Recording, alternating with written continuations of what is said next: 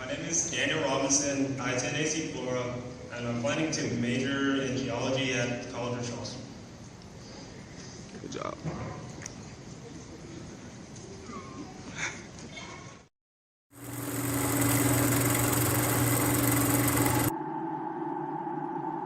When the lights and camera turn off, I will be here. When the interest and conversation fade, I will be here. When there's no one around, a father will do anything it takes to be there for his son, to protect his family.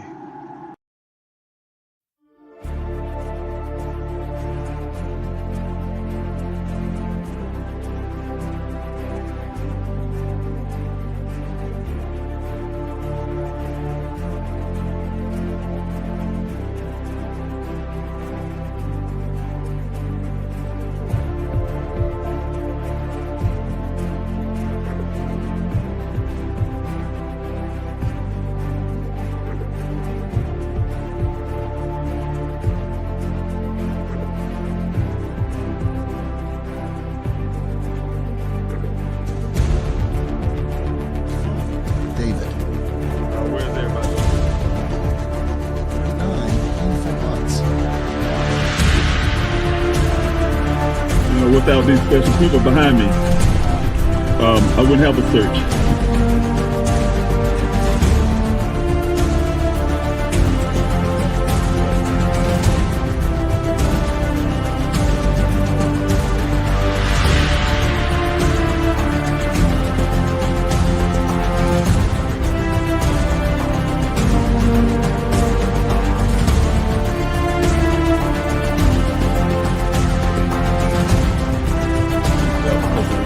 Seatbelt locked, so we know seat up.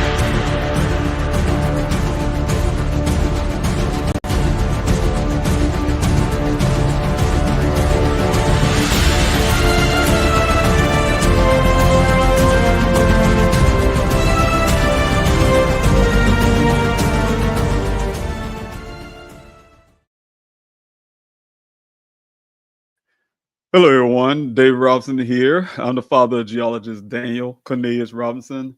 How you doing tonight? I hope everybody's doing well. This is my weekly live stream that I'm doing for my son. It's going to be every Friday night at 8:30 p.m. That's 8:30 p.m. Eastern time.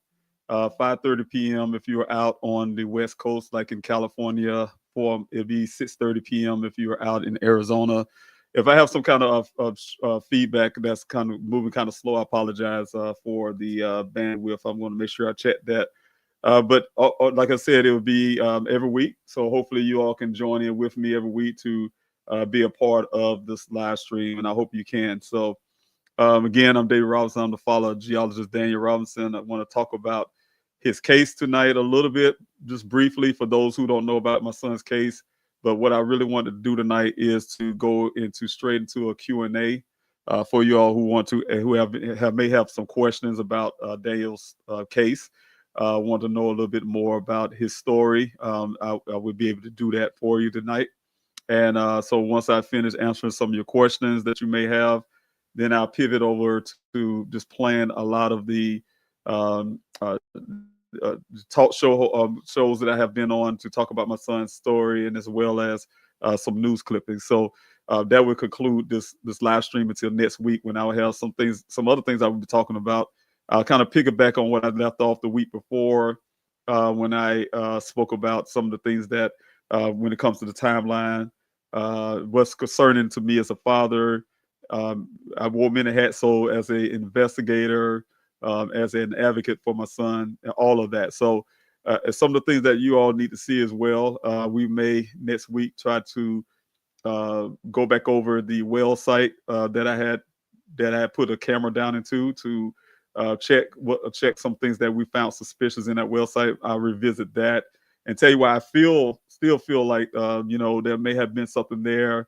I didn't get real full feedback from law enforcement who actually did the work afterwards under my request, but I haven't seen any more movement with them. So again, we'll be talking about those things next week. But like I said, this week, hopefully, we will be focusing on, like I say, some of the questions that you may have, and then I'll go from there. So again, I'm Dave Robinson. I'm the father of geologist Daniel Robinson. I'm trying to make sure you guys, on those who are on Instagram side, on my side, it's showing that I'm frozen. So I don't know if you actually can see me or not moving around.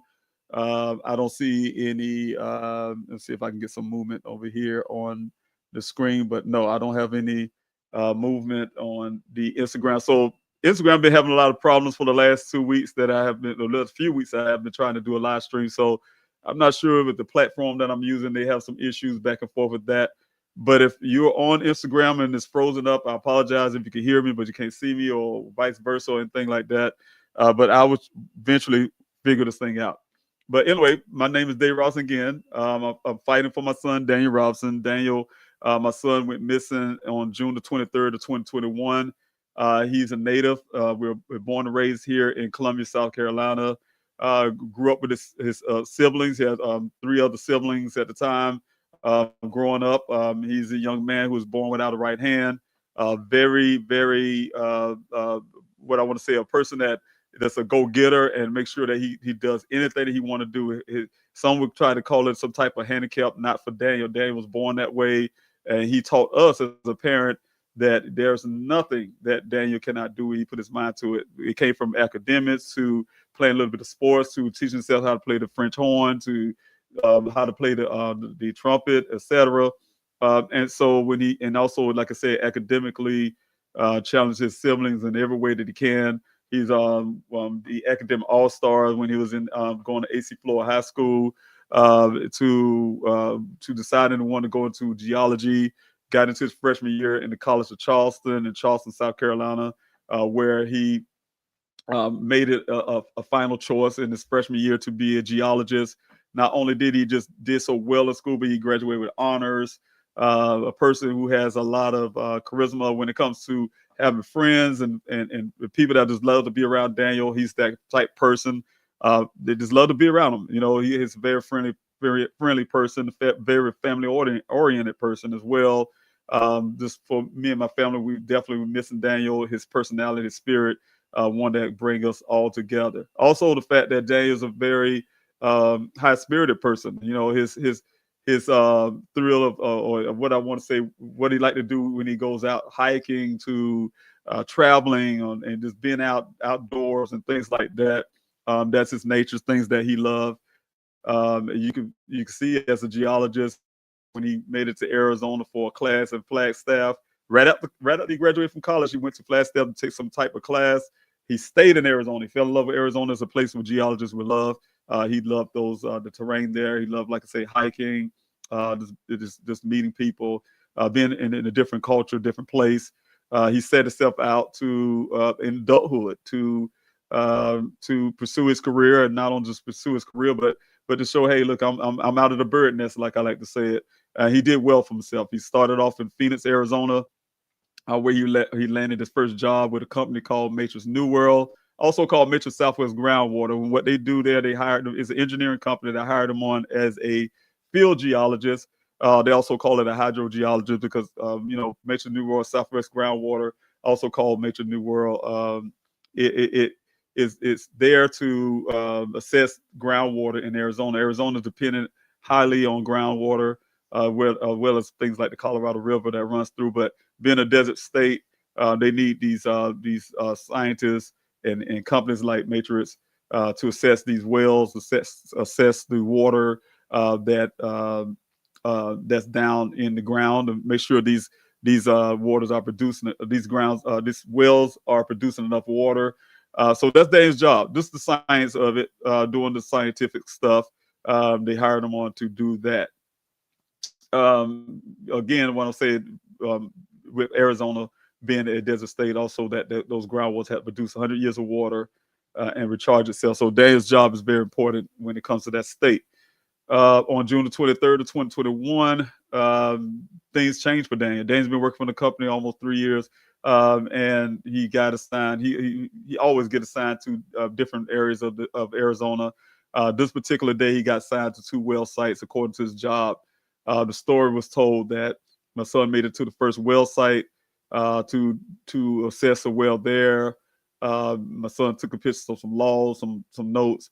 Then he was to meet another person named Ken at the second well site where he ended up going missing. He met the guy on the side of Sun Valley Parkway, which is a road outside of that desert area. And according to Ken, my son followed him into that desert 1 mile west, 2 miles north to get to a well site where they had a brief conversation at 9 o'clock. They got there around 9 o'clock, had a brief conversation about the weather. According to Ken, he said some things about my son wanting to go back to Phoenix to rest and things like that. For less than 15 minutes of time, he said my son waved off to him, hopped in the vehicle, drove off to never be seen again. Fast forward, of course, any parent and person like myself go out and look for your missing child. You're missing to me, Daniel, young man, but to me, he's my child. Go out looking for your son. Once I got the news here in Columbia, South Carolina, from my daughter, who had a person from Daniel's job come up to her apartment and inquired if he was there. He alerted her that he hadn't been seen from the well site that he was assigned to ever since, I think he said during the time, he said 8 o'clock in the morning, 8 or so in the morning. And he was coming to see if he was there. Of course, my daughter being frantic, someone coming to her house. First of all, she didn't know who you were, how you knew where she lived, but came to her house asking if Daniel was there. And then the fact just saying that he was not seen. So she called me here, and I was here in Columbia, South Carolina, which in turn, to make a long story short, if you listen to more of the story, I can tell you later, I decided, because of the chain of events and the lack of urgency from the law enforcement at the time, I hopped in my vehicle and started heading west, grabbed everything I can, started heading west, drove those 2,000 miles to Phoenix, Arizona, to meet my daughter, to go find my son. But to go fast forward from that point, almost 30 days after my son went missing, vehicle showed up in a ravine. You see it right here behind me, lying on the passenger side. According to the law enforcement, everything that my son was wearing on his body, from his underwear down to his socks, was lying 3 feet away from the vehicle. His cell phone was inside the vehicle, his personal effects, his wallet and things like that was in his pants pockets. Excuse me. And Daniel was never been found. There was no tracks leading away from the crash site, where, according to Buckeye Police Department Detective Biffin at the time, they used like dolls. There was no dolls, alerting that someone was leaving from that area as well. So it's a lot of details that I would not be going into tonight when it comes to telling the story. But if you have any questions about it, that's why I was saying there's going to be a Q&A tonight, short Q&A. And then I'll pivot over, like I said, to playing the videos for the rest of the time until the end of this live stream. So I'm going to go straight into the comment section for those who are here. If you have any questions, you know how it always have been back when I was doing Q&As every morning when I was in Arizona. It's going to be the same thing. If you have a question, put a question mark before your question, so when I come down the comment section, I can see it. Or you can put the word question before your question, a big question mark, or something like that, where I can actually, a big letter Q, where I can know that you actually have a question. I won't brush it over as a comment. And so I want to make sure that I can do that. So I'm going to add that up to the stage as well for some of your comments so people can see that. First, I want to say thank you, Aaron, for being here. You're always here. Thank you for all the work you have done for my son. And you know, everything you have done. And I really appreciate it. I always appreciate you here, always supporting everything that I do. So thanks so much for being here. I have Mary Allen. Thank you as well for being here, constantly being supportive. And also D Lucky. Greetings to you, by the way, Miss Mary Allen. D Lucky, thanks so much for being here. Prayers for Daniel to be found soon. I truly appreciate your prayers. I appreciate your love. I appreciate your support. And if you're on Instagram, can you do me a favor? Because like I said, on my end, all I'm seeing is a freeze up. So if you're on Instagram and everything looks normal to you, can you please put some thumb up in the comment section? That will help me tremendously, so I can feel more confident that I am that you guys are actually seeing this live stream okay. If you're seeing it, if it's something going on that you cannot understand or see or have bad picture or whatever the case may be, put some thumb down so I can have an indication of what's going on. Or you can just tell me, hey, look, you're fine. We can see the stream look good, because I'm really worried about that, because everything seemed kind of out of fuzzy, frozen up and things like that. But thank you again, D Lucky. I really appreciate it. And also, Mary, I would answer that question. Again, if you all have a question, please put a capital letter Q before your question, the word question before your question, or a big question mark. That will help me identify your questions.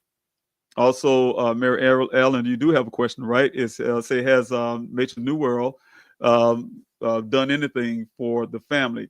Yes, when I had from Daniel first went missing, the first thing that I can say, a couple things that that people should know about Matrix New World. Matrix World, my son got hired on with Matrix New World after I finally learned that Daniel is the owners of Matrix New World. Their son went to the College of Charleston in Charleston, South Carolina, where he met my son Daniel. Daniel and he was friends in college. So when he got to Flagstaff, of course, his friend made a way to get Daniel introduced to Matrix New World with his parents.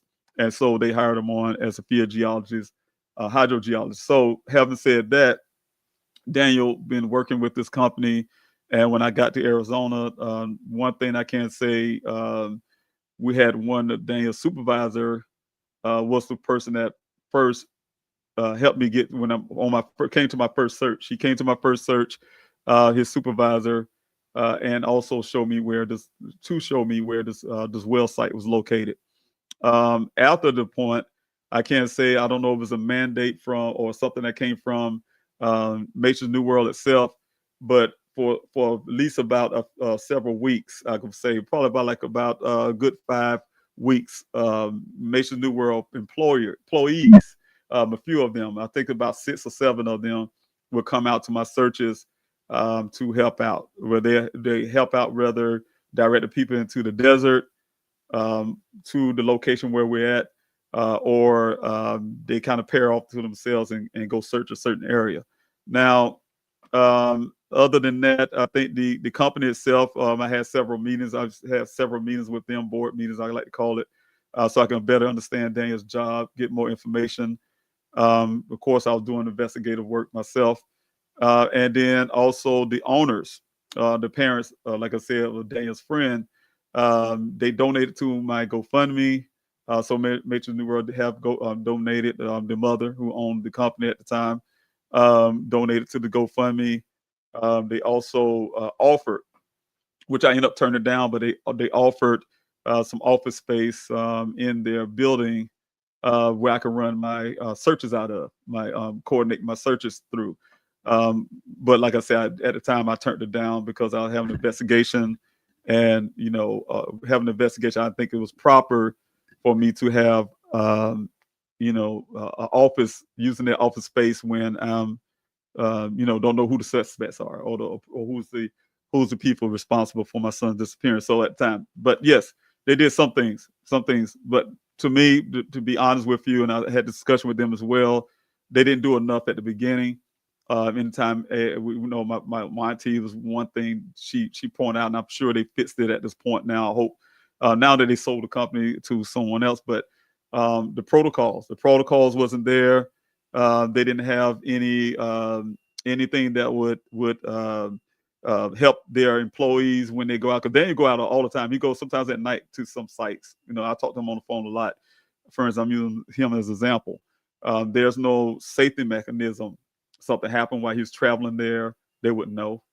One of the things that required by Matrix New World at the time, they didn't provide transportation. They had to use their own vehicles, which was fine, but they didn't reimburse them for gas. They didn't do certain things for giving them the money for equipment until after the fact. Whatever they needed on that job at the time, they had to provide it for themselves and keep a receipt or whatever they do spending, and then turn it into Matrix New World to get reimbursed. So some of those things, especially with the safety part of it, they didn't have a battle buddy system. They could send a person like Daniel out to one well site by himself.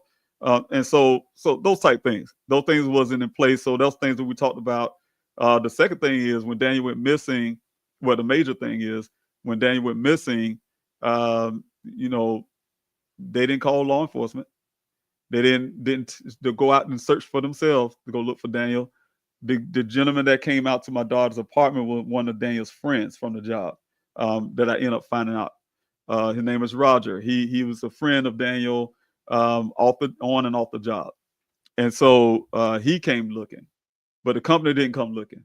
The company didn't go out in the desert. They didn't. They have a lot of resources. They didn't put out a helicopter out there. They didn't go law enforcement for a helicopter or take their vehicles to go look. They, you know, whatever the case may be, put in a missing person report. I had to drive all the way. I had to do the missing person report here from Columbia, South Carolina, and then drive out there for my son just to get them to put in the action in. So that's the point I'm saying. So those things was problematic. Those are things I talked about when I had those board meetings with Matrix New World. And so those are things that concerns me. But okay, I do see some thumbs up from Erica off of Instagram. Thank you, Erica. I really appreciate that. I meant to go look and make sure that you all could see this on live stream. Okay.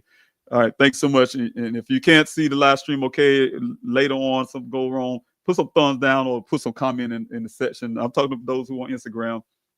Put something in the section to let me know so I can see if I can do something about that. But yes, that's to answer your question, Mary Ellen.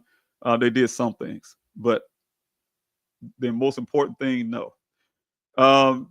Jumped in from Charleston, always in my thoughts. Thank you so much. I really appreciate it, Barbara. I don't know if you went to the College of Charleston or that area, but thanks so much for being here in Charleston, South Carolina, I'm assuming. And I really appreciate you being here tonight, joining in with me on this live. And again, this is for those who jumping in right now. I'm simply just doing a Q&A tonight. I'm just going to answer some questions. I'm going down timeline right now just to put you up on the screen. But thank you. But I definitely want to answer a few questions, and then I'm going to try to answer minimal as I can. But I want to answer some questions, and then I'm going to play a series of videos for the remainder of the time of my live stream. The videos will be, like I said, some when I was on Dr. Oz on Red Table Talk and News Nation, Dateline, Nancy Grace, that type thing. And then the live stream will be done. So if you guys want to hear that recap of things that happen, the stories that were going on at the time, you can watch those videos. But right now, like I say, I'm going down timeline looking for questions if you have those. If you have a question, capital letter Q before your question, question mark before your question, or the word question itself before your question. That way I can identify it a lot better. So thanks so much. And let's see if I say Rose Stewart. Thanks so much for being here. Say hello to you and your family. Thank you so much for the love. I really appreciate it. And and again, I want to say really quick, happy Thanksgiving to those because I wasn't able to say it last week. But for Thanksgiving, for those, I hope you all had a wonderful Thanksgiving. Some who, and I want to make sure I say it respectfully, because there's a lot of people who see Thanksgiving in different ways, and we have to honor each and every last one of those sentiments when it comes to the Thanksgiving holiday, where some is reflection of things that happen with their families, their ancestors, where others is a reflection to say, hey, it's an opportunity and a time to for families to get together, break bread.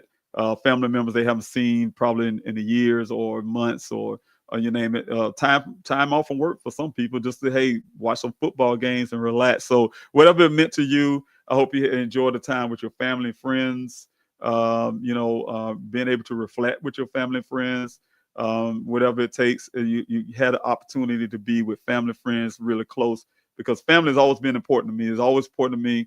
Everything I like to do it as a family oriented thing. Like for instance, my foundation, it's like a family oriented environment. When I do campaign stuff, it's a family oriented environment. When I want to do this live stream to talk to you guys, I wanted to be a feel of a family oriented situation. So definitely love family, love time, and I think it's very important. And one of the things I always say to everybody, you can have disagreement with loved ones. That's natural. We're human. We're all not alike. We are no robots.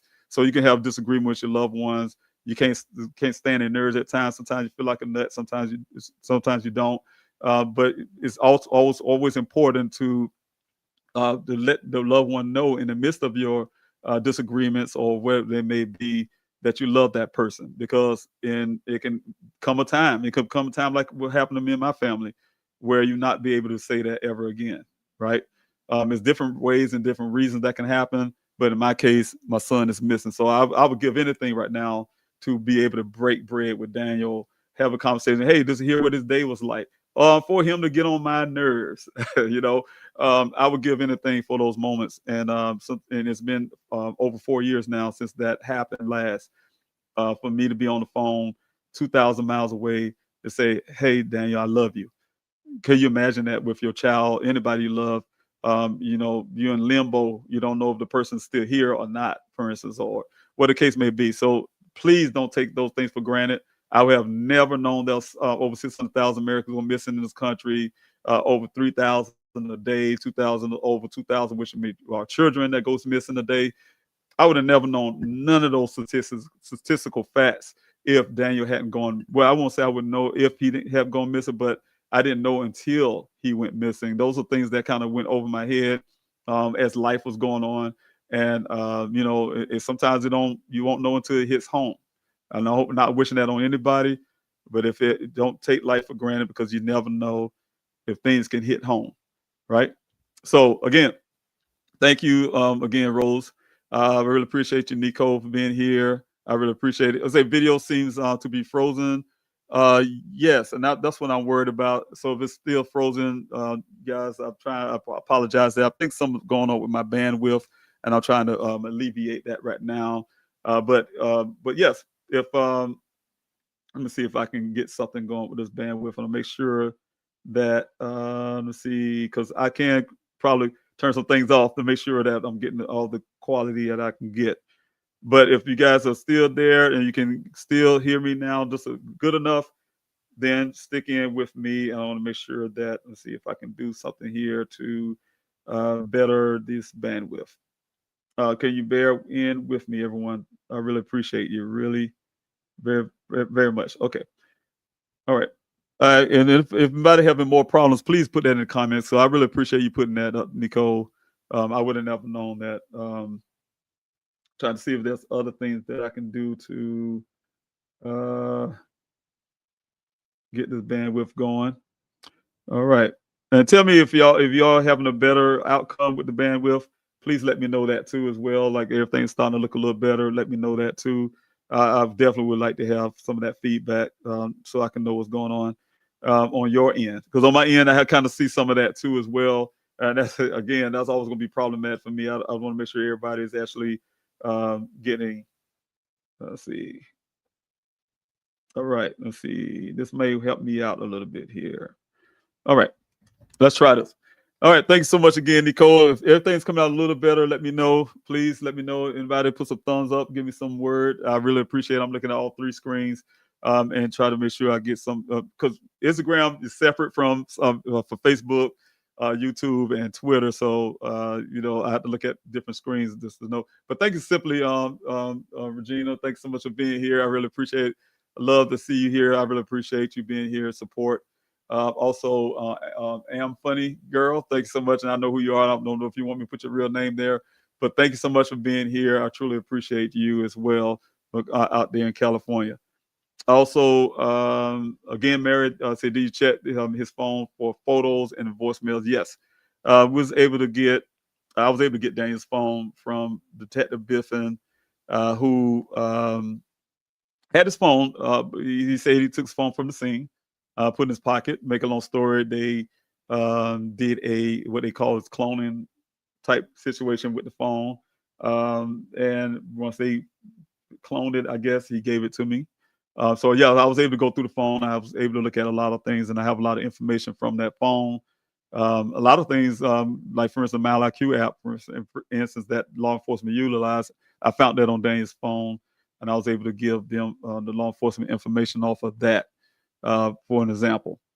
But yes, a lot of things been coming off their phone. Not only, a matter of fact, we also have not just Daniel's phone in my searches. I was able to get recovered several other phones, which have been identified as could be involved in helping in some other cases as well. So, there's a lot of work being done when it comes to cell phone. Thank you, Nicole, for being here. I really appreciate it. And thank you, see better now. Thank you. Thank you. It's starting like it's clearing up a little bit on my end. I'm not really sure, but I do keep seeing freeze up on Instagram side. We have a question here from Cindy. Thanks so much, Cindy, for being here on the Facebook side. Forgive me that I don't know details. No, trust me. I'm read your question, but I'm going to say this really quick. I have been in Arizona 2 years straight, right? And even to go up, I've been there last. I've been to Arizona. Was recently through for an event, but before that, when it comes to Daniel stuff, it was April 10th through the 12th.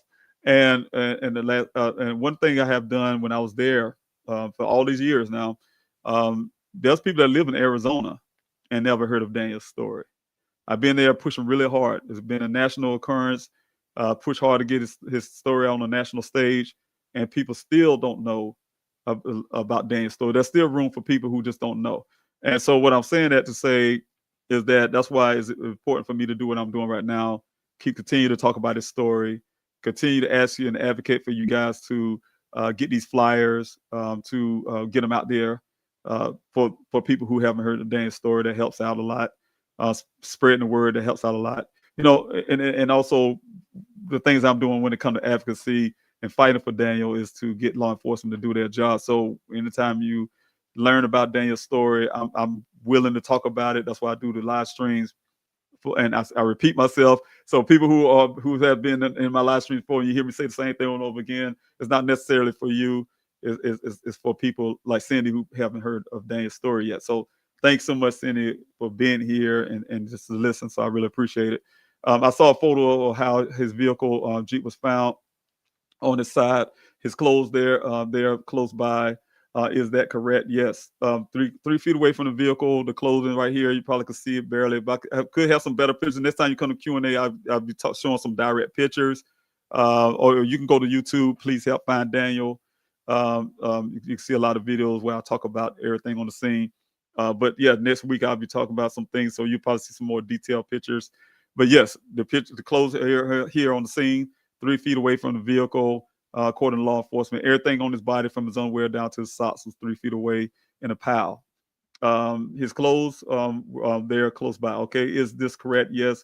Where is the vehicle found in relations to the main road? The vehicle is west. The main road was on Sun Valley Parkway. It was west of Sun Valley Parkway, and at the time they had a trail that's called West Cactus Road. But it was west of that and going into the Sonoran Desert. So the vehicle's found in a remote part of the Sonoran Desert. And let's see, the other question is it off the path? Yes, it's a very remote. And on the picture here, a lot of times everyone see these pictures that I show without the Daniel standing there and things like that. A lot of people think that this terrain, it looks flat, right? Of course, pictures are very deceiving, but this vehicle was found in a 20-foot ravine. It was 20 foot down, right? It's a 20 feet ravine, V shape. And so, even so though, it's very noticeable, very easy to see with a drone and a helicopter and a plane. So I just want to make sure everybody clear of that. But yes, that was in a bad situation, the vehicle itself. And you say here, let's see more party question. What do you or others think about his clothes being there left behind?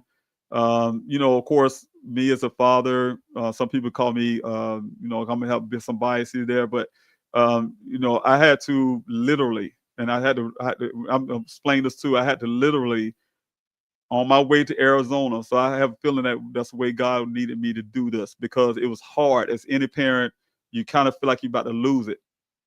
Traveling, handling my business while I'm driving, making these phone calls from hotels, from the hotel when I had to make a quick stop. And one of the things was, you kind of when you put all the stuff together, when you sit there and you how to how the word I want to put it. When you want to, make sure that you're doing everything you can as a parent. You're gonna make sure that you're doing writing notes down. Make sure that everything you need to do. When it comes to one of the questions that you asked is, let's see how I want to put this because I want to make sure I get this right for you. When I think about his clothes and all that stuff being behind, of course, I look at the it's a lot for me as a father. It's more so just that whole travel. Like I said, I was able to get some things together, and I had to make sure my mind was different because if you guys would see his mother, and I'm not putting it because she's a mother, any mother, it was very hard. It's still, I'm sure, very hard for his mother, right? Very emotional, crying, things happening. I was near that wreck too, right? So when I was traveling, I had to stop and really the way I was able to do this was able to connect my military experience with what was going on at the time. And one thing I was taught during the time in the military was to put the mission first. I can go through the military stuff, and I'm not going to do that tonight. But it was some things that happened in Afghanistan that taught me all the things I learned in basic training, for instance, came into reality when we was actually in war situation, right?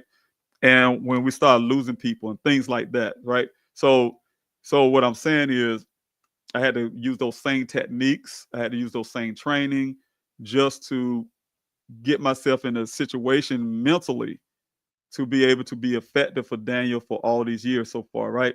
And so that's what it was for me for that travel to get to that point.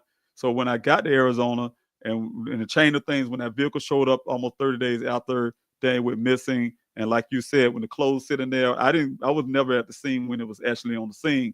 I was going by the pictures that you guys see right now. And when the detective was explaining those things to me, and when I saw the pictures, and when I actually saw the vehicle itself in their compound, only thing I can see, and then you can say bias, is some type of foul play, right?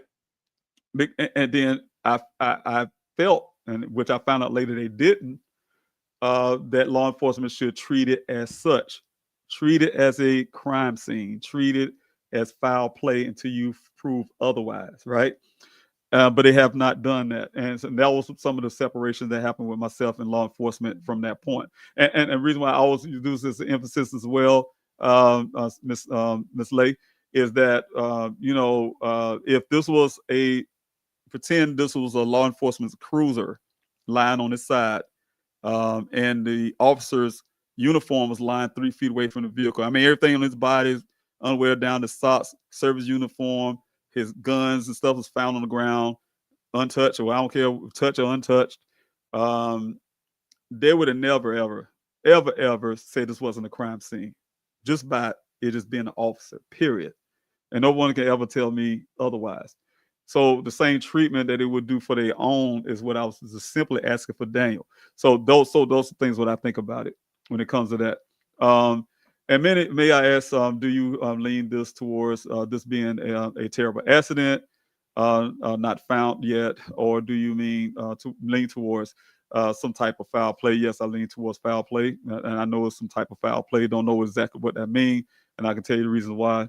My heart is with you, and thank you so much. I really appreciate it. You say your heart is with me, and I think it got cut off. But yes, I see this foul play again, and these are some of the reasons why. Some of the reasons, a lot more. All airbags deployed, suggesting that someone else was in the vehicle, not just the driver. The only glass that broken out in the vehicle was the driver's side glass, and it don't match the glass that's on the ground. The glass on the ground somehow perfectly land in one little section, not scattered all over the place, suggesting that it was placed to appear to come from that glass. The other thing is like I say, the clothing was found 3 feet away from the vehicle. My family, my daughter, she lives in Phoenix at the time. Our family, we don't even recognize clothes. They ain't never wore them. The law enforcement saying it's his clothes. And despite of we saying it's not, they don't want to test it to prove that if it's not Daniel's clothes or not. The other part is one of the socks that was found with this pal was one the match to one of the socks that was found at the pal was near the well site. Was found later in our searches when I got my private investigator near the well site. The other part is there's red transfer paint on this vehicle while I was lying on this ground here. There's nothing red in the desert. There's no fire hydrants. There's no red birds, no red cactus. The vehicle came in contact with something red. And that's one thing. The other thing is also after the initial airbags deployment, I didn't know this until now that you actually can drive a vehicle after deployment.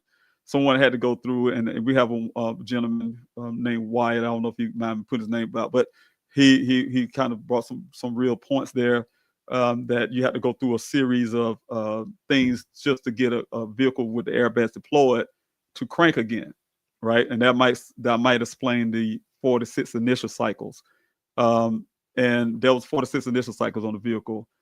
Someone's trying to crank it up 4 to 6 times, and it's impossible, humanistically impossible. I know my son is a strong person, but he's born without a right hand. To sit in the passenger on the driver's seat while he's lying on the passenger side and be able to try to crank it up 4 to 6 times, and why, right? The other thing is the rancher who found the vehicle in the first place on his land came 2 days prior, and the vehicle wasn't there because he's going through the area to see if his cattle came through. He came out on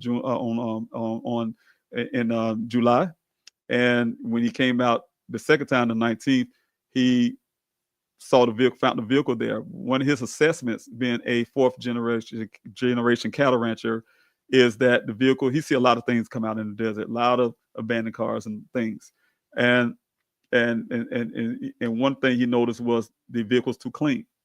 For it to be in there for 30 days, it would have had desert dirt on it.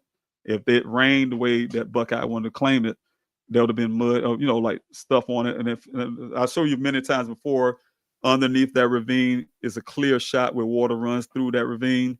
That vehicle would make like a dam in a sense, and would have got a lot of debris. So it's a lot more. I can keep on and on and on about this, but what I'm saying is, it's so much evidence, raw evidence, things that my investigator found that says it's been a staged event, and law enforcement don't want to accept that assessment, but want to dismiss it as something else. But yes, to give the short answer, for me, is foul play.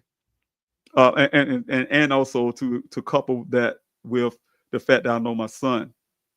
Law enforcement at the time suggested that maybe he joined a monastery and became a monk, because he wanted to be away from his family. I know my son; he loved his family so much that Daniel, our family loved him as well. We have a lot of love in my family. We're very close knit. So much that Daniel, during the COVID times, and I tell the story a lot because it happened. Nobody understood COVID at the time, which we know we love our loved ones.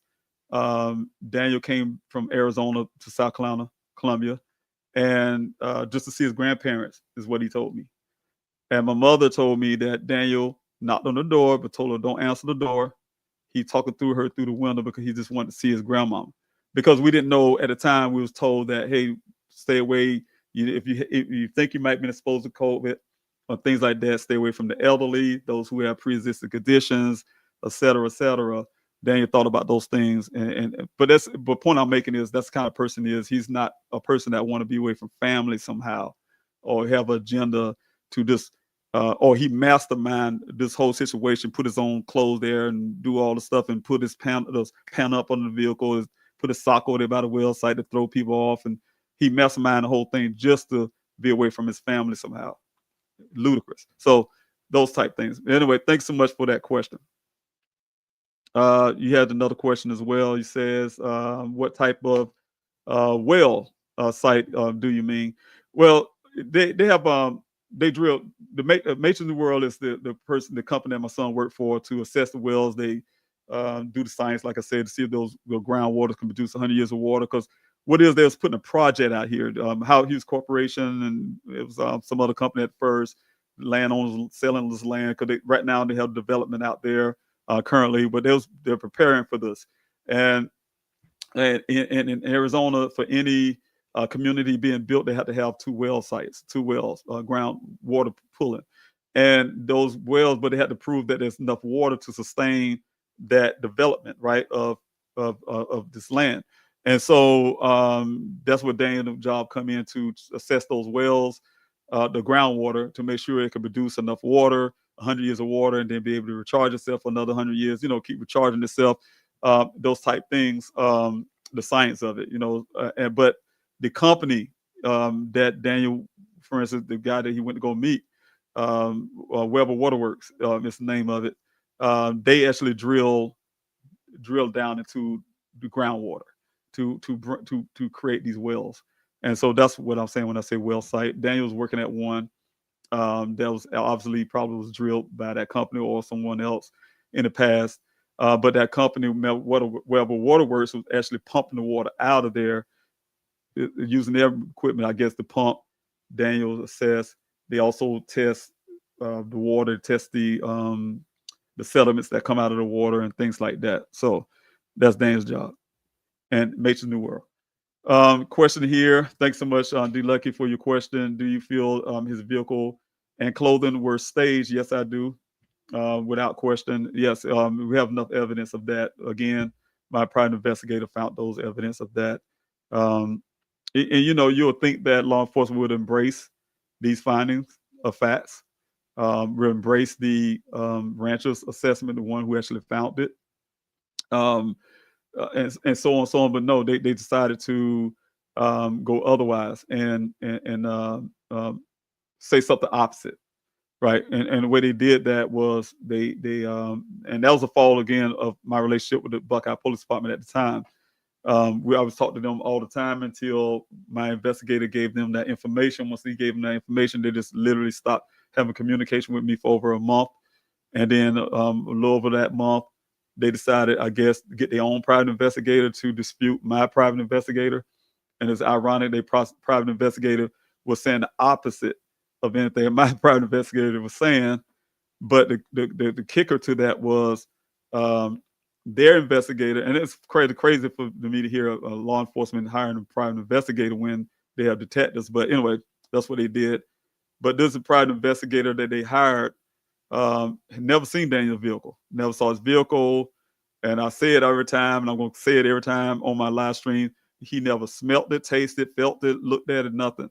But made a whole full report of something he have never seen in his life. And they put that, and that's what law enforcement work is to them, right? Didn't he ask me for the vehicle? I had the vehicle in my custody at the time. Didn't ask me for the vehicle to look at it, et cetera, those type things. So that's where we at on that question. Thanks so much for your question. Yes, I do feel like it was, I know it was staged there. All right, let's see. Thanks so much, Dana, for being here. And on Instagram side, thank you so much for being here, Monica, Pugman, thanks so much for being here. Fern, thanks so much for being here. And Walking Mood, thanks so much for being here. Thank you all for being here. I really appreciate it. For those, I wish I could put you on the screen. I never could get people on Instagram on the screen. I don't know what the StreamYard, they should work on that part of it. I would probably put a complaint in on that, but I've been having some issues with things when it comes to Instagram, but I'll see if they can fix that. But anyway, I have a question here. The question, I did answer that. Do you feel the vehicle was and clothing was staged? Yes, I do. And let's see, I have a question here again from Zodiac. Okay, I see a question here too, but I'm gonna mark that. If you have a question, everyone, please, because I don't want to skip over anyone. If you have a question, please put the word question or a question mark or the letter Q, a capital letter Q before your question. That way I can see it and I won't end up missing it. But Zodiac, thanks so much for putting that question there. Why was someone or somebody in Daniel's apartment going through his computer? What are they looking for? And I don't know that, and that's some of the things. I'm glad you brought that up, Zodiac. That's some of the things that people don't talk about much. Law enforcement don't want to talk about it much. That was found, and they don't talk about it because I think, and I'm saying this respectfully, my opinion. A lot of things I think law enforcement have done. I don't know if it's a prideful thing because it came, everything that's found, everything you know about my son's case came from my own private investigating, from things for myself and my private investigator that I hired. I mean, when it comes to the vehicle itself, law enforcement didn't contribute to that. When it came to the findings in his apartments, law enforcement didn't contribute to that.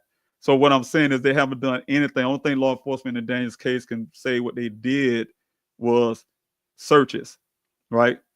And also they hang their head on a MileIQ app that they are not actually reading correctly, but we'll talk about that some other time. And so those are kind of things. That's kind of things. That's it. That's it. And also trying to do everything they can, in my opinion, to disprove the findings in Daniel's case that would warrant some further investigation. They swabbed the steering and shifter. People see that and say, "Oh, they swabbed the steering and shifter," but here it is 2025, and they have not compared it to anything. So it's worthless sitting in some swab and sitting in some cooler or wherever they put it at. I don't know. That they say they did, first of all. And it's useless. It's been done in 2021. It's 2025. You haven't compared anything, done anything with it. And that's not good police work. So, and then especially when they had the opportunity to do so, and the things I was giving them at the time to do so, they refused to do it. So and wait till a certain length of time, I guess, until they can say, "Oh, you can't do it now because DNA gone," or whatever they got to say. So those kind of things. Why was so? That's some questions for that one. I really appreciate it. Yeah, the department. I found in the investigation, my investigation, not law enforcement. Someone, the way I had got it done, and I want to back that up. I want to say not law enforcement. I want to say not Buckeye Police Department. I'll put it that way, because what ended up happening, my team and I have a team I call the A team. I decided to go to Tempe Police Department. Daniel was living in Tempe at the time, Tempe, Arizona. And I went to the Tempe Police Department. One of the chiefs at the time was a friend of mine. And then his boss, the main chief, he was assistant chief, but the main chief, also Glover at the time, he was eager to help as much as they can without, I guess, from police standpoint, stepping on Buckeye toes. Stepping on Maricopa County and those type things, because I was at the time I was dealing with Sheriff Zone at the same time in Arizona, who was there. And what happened is I have been getting some empty promises from Sheriff Zone. He did one thing, but he didn't do the other. And at the time, getting no pull from Buckeye, period. So I went to Tempe. I went to the mayor of Tempe, Mayor Woods at the time, and we had a meeting. As Mayor Woods, I needed a meeting with him, the chief of police, and my team. Discuss the stuff, and so they was able to do that at the city hall where we was at, and we had the meeting. I was able to convince them to, take all the Daniel's electronics, all his electronics, and do forensics on them. Things that Buckeye Police hadn't done. Now, the only kicker to that, the other thing to that was that the Tempe police would say, hey, we got to share our findings with the Buckeye Police Department. I was a little untrusting of the Buckeye Police Department at the time. I was really sore about that, but yeah, that's what they had to do. So that's how those things was done. And so we had to do the chain of custody exchange and all that kind of stuff with his electronics, everything that was in Dane's apartment. And the findings that came back was someone was doing some searching and all that kind of stuff in Dane's computer after he went missing. I mean, it's a good time. I'm not gonna give the date. I still won't give the date, but it was some time after Daniel went missing, after June the 23rd of 2021. And so going through his things, and then also it kind of matched, it did match to me from our investigation before we actually had those things forensic tested. My investigator went to Dane's apartment after the Buckeye Police Department did. The Buckeye Police Department went in Dane's apartment first. We had a hard time getting in as a family. We don't have a key. Landlords are giving us a hard time. Buckeye Police Department and we did a three-way call. with the landlords, where I asked them if they want to let me in, can they just let law enforcement in to look? And they agreed. The apartment complex agreed to allow law enforcement to walk in, but they couldn't touch anything. We walk in with you, and that they escorted the law. They escorted law enforcement to make sure that they safe, to make sure they didn't touch anything. They can look in Daniel's apartment, but by law, whatever they felt, they didn't want law enforcement to tamper with anything. So they did walk in, from what I understand, and then Detective Biffin at the time gave me pictures what he saw, and the first thing he asked me, say, "Hey, is Daniel's a messy kid growing up?" or something to that effect. I said, "No, not really, because we know as parents, you know how it is. We get on our children about keeping their room clean, and I'm assuming it was a room because they know that the common areas, you definitely not messing that up." So when I look at the pictures, I felt more embarrassed because there was a lot of mess going on in his room. I mean, it was all over the place. And so when he was saying that, I went into parent mode and like, "Oh yeah, you need to clean his room up." And I was like, "Oh yeah, that's embarrassing looking at the pictures." But then when my investigator went in and he gave me his pictures, because I haven't been in Daniel's apartment at that point, but he had a different story in his eyes. He was like, "Well, I don't see no messy kid. I see somebody coming here looking for something." And he told me the reasons why. Each picture, he was explaining why. And he showed me, "Hey, see how this Daniel was actually vacuuming the floor, and things are thrown on top of the vacuum. It's still plugged up. Nobody vacuumed the floor, stuff already on it, so it had to happen after the fact." But then he shows how the drawers pull out, and in the closet, things was pulled down, and somebody was looking for something, right? Unlike you guys probably watch an episode on Discovery ID, and they're still running around. I really appreciate them because this thing is national, international. I got people from all kind of countries still watching this show, and I really appreciate it because it helped in Daniel's story. But there's one part I'm still sore about on this Discovery ID is that they show Daniel's apartment as being a mess, the whole apartment. No, it was not. They showed that there was dishes in the sink or something to that effect on their show, and the trash is overfilled and all. I know they were sensationalizing the case for that story to sell on Discovery ID channel, but it's no way near the truth. And that's why I had to show you guys what his apartment actually looked like. His dish was clean. There was nothing dirty except for one, I think, a picture of sitting in the sink. There was the trash wasn't overflowing. It wasn't even full. I mean, all that kind of stuff, right? So what I'm saying is the only place that was actually at wreck was actually his room. Somebody was looking for something. And then you couple that with the findings of the Tempe Police Department when they went through the forensics of the electronics. Then you can understand, hey, this must have happened at the same time. They went to his room, they went to his office room, and went through his computer looking for something. And it had to happen around that same time, right? Because at first, before we did the forensics on electronics, our assumption was that Daniel could have, he could have went in there after the fact, and not after he went missing, but maybe he messed it up before he went to work. That's what we're saying. That day when he went missing, he throwing stuff all over the place, looking for something, whatever, and probably was gonna clean up when he come home. But that was kind of like, why would you go through that stream the way it was done? In your own place, like you're looking for something you can't find in your own place, you're just pulling everything out, just making a bit mess for one item or whatever you're looking for. So those things kind of stood out to us, but not to law enforcement. They didn't see it that way. Let's see, any more questions? Oh, thank you, Aaron. I really appreciate you. That's really nice. How I look to the day when you and Daniel are reunited. Yes, same here. I really appreciate it. I know just knowing you personally, I know that's very heartfelt. So I really appreciate you. Thanks so much, Julie, for your prayers. Thank you, Tracy. Wilma, thanks so much for your question. Were Daniel's coworker cleared? I don't know which one you're speaking of.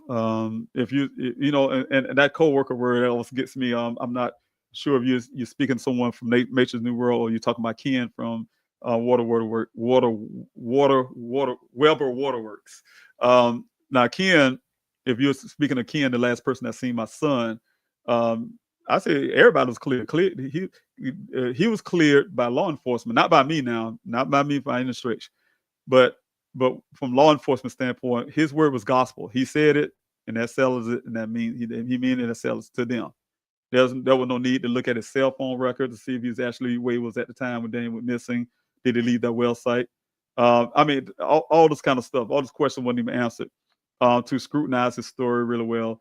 Just everything in the story. Because the last person that seen a person they've been missing, that story needed to be scrutinized very well, and they didn't. They just took it as gospel and went with it. So, in my opinion, from what I see from their report, no, there was nothing. He was cleared as well as some of the folks on his job, and some of those things we had to talk. It's sad that sometimes you have to go outside of law enforcement and have a public investigation in the sense for people to really public opinion and things like that. Thanks so much. I really appreciate it, Aaron, for the hashtags. I really appreciate that. Yeah, we definitely need to keep those hashtags going. So appreciate it. All right. And anybody have any more questions? That would be very awesome. Again, if you have a question, put the word question before your question. A capital letter Q, question mark. That way I can identify the questions a lot easier. Okay, I don't see any more questions so far. You're welcome. Thanks so much, Cindy. I really appreciate it. Yes, you're definitely welcome for that.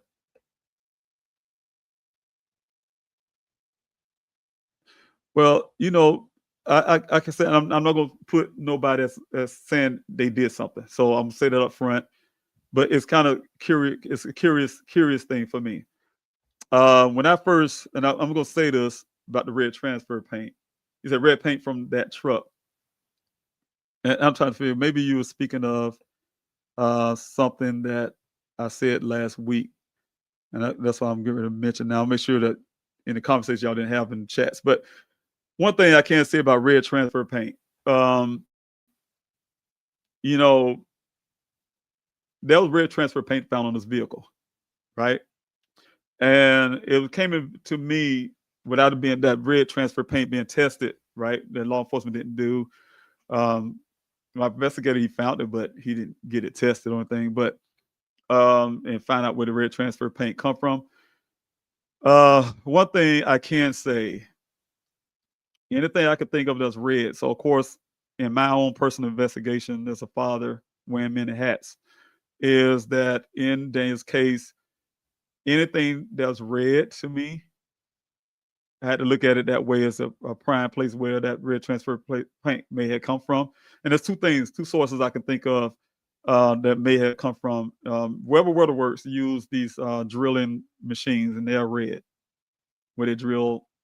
And also when they also utilize a machine similar to, I don't say it was Weber Waterworks that done this, but there's another company came in with Buckeye Police Department when I was making this big deal on the national stage about this well that I assessed, put a camera down into, and found some things that were suspicious.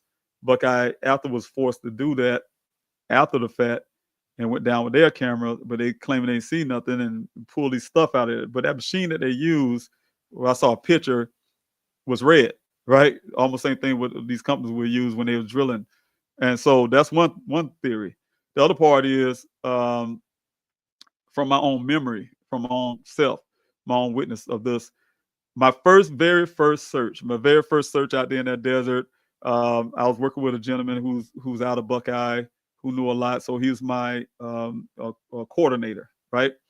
And so we had our first search, and we met at this truck stop, the exit before you get to Sun Valley Parkway.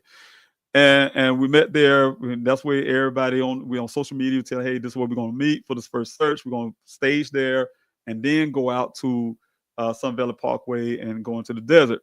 But the particular day at the time, I was really nervous about it. Only person I was talking to at the time was this gentleman, and also Daniel's supervisor, who said he wanted to come to that first search to make sure I get to this well site. Because I asked them, the only thing I needed at that time as a father was to see this well site. I want to be standing there where my son was last seen.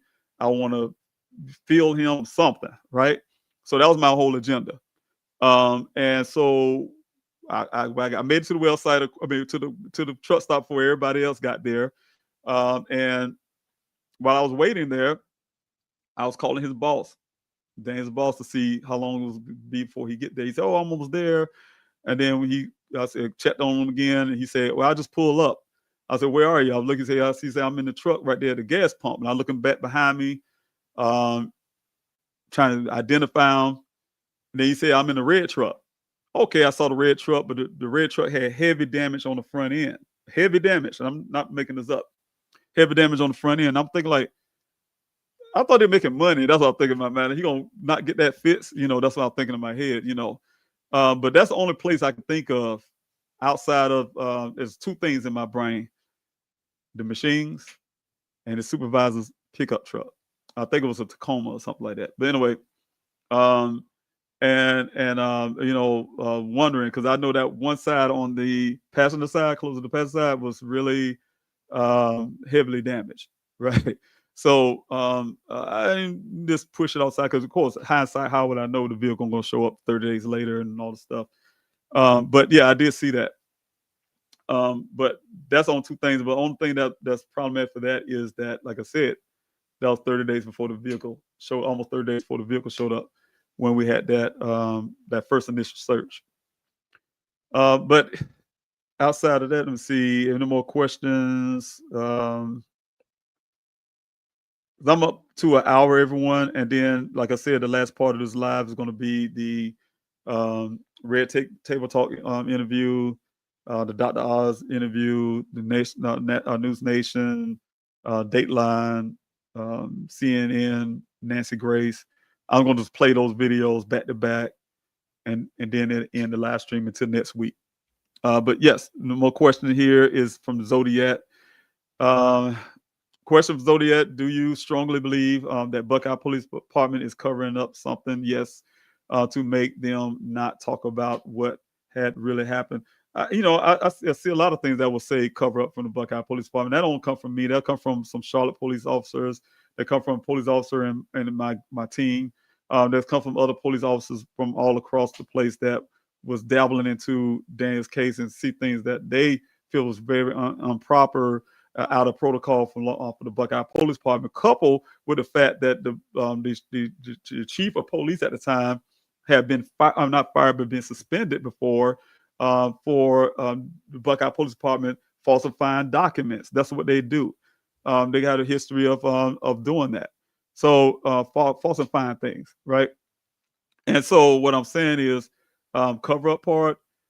Yeah, I don't know the reason why they would have to do that, but yes, I really believe that some of that, because it don't make sense to me, some of the things they have done.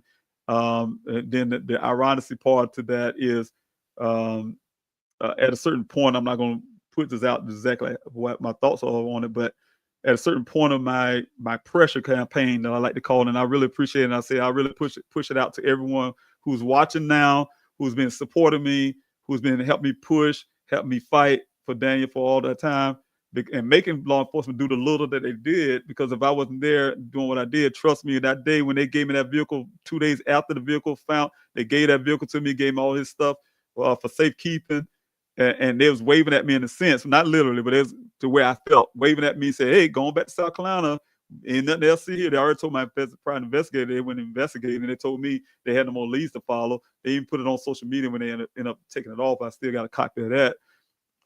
They had no more leads to follow when they were. So I'm saying is, I feel like they have. The ironic part was when Chief Hall abruptly quit.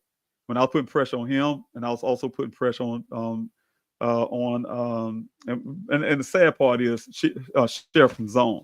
I really felt Sheriff from Zone was going to do a lot of the right things, but and he did. He's a really good, nice guy, but he could have went further than he did. I put it that way. The blue is always going to look out for the blue, and that's just what it is. The bottom line is that I learned over the time. But they both quit. They both quit around the same, one less than a month after the other. And they quit their job. Sheriff Zones quit. He's an elected official before his time was up.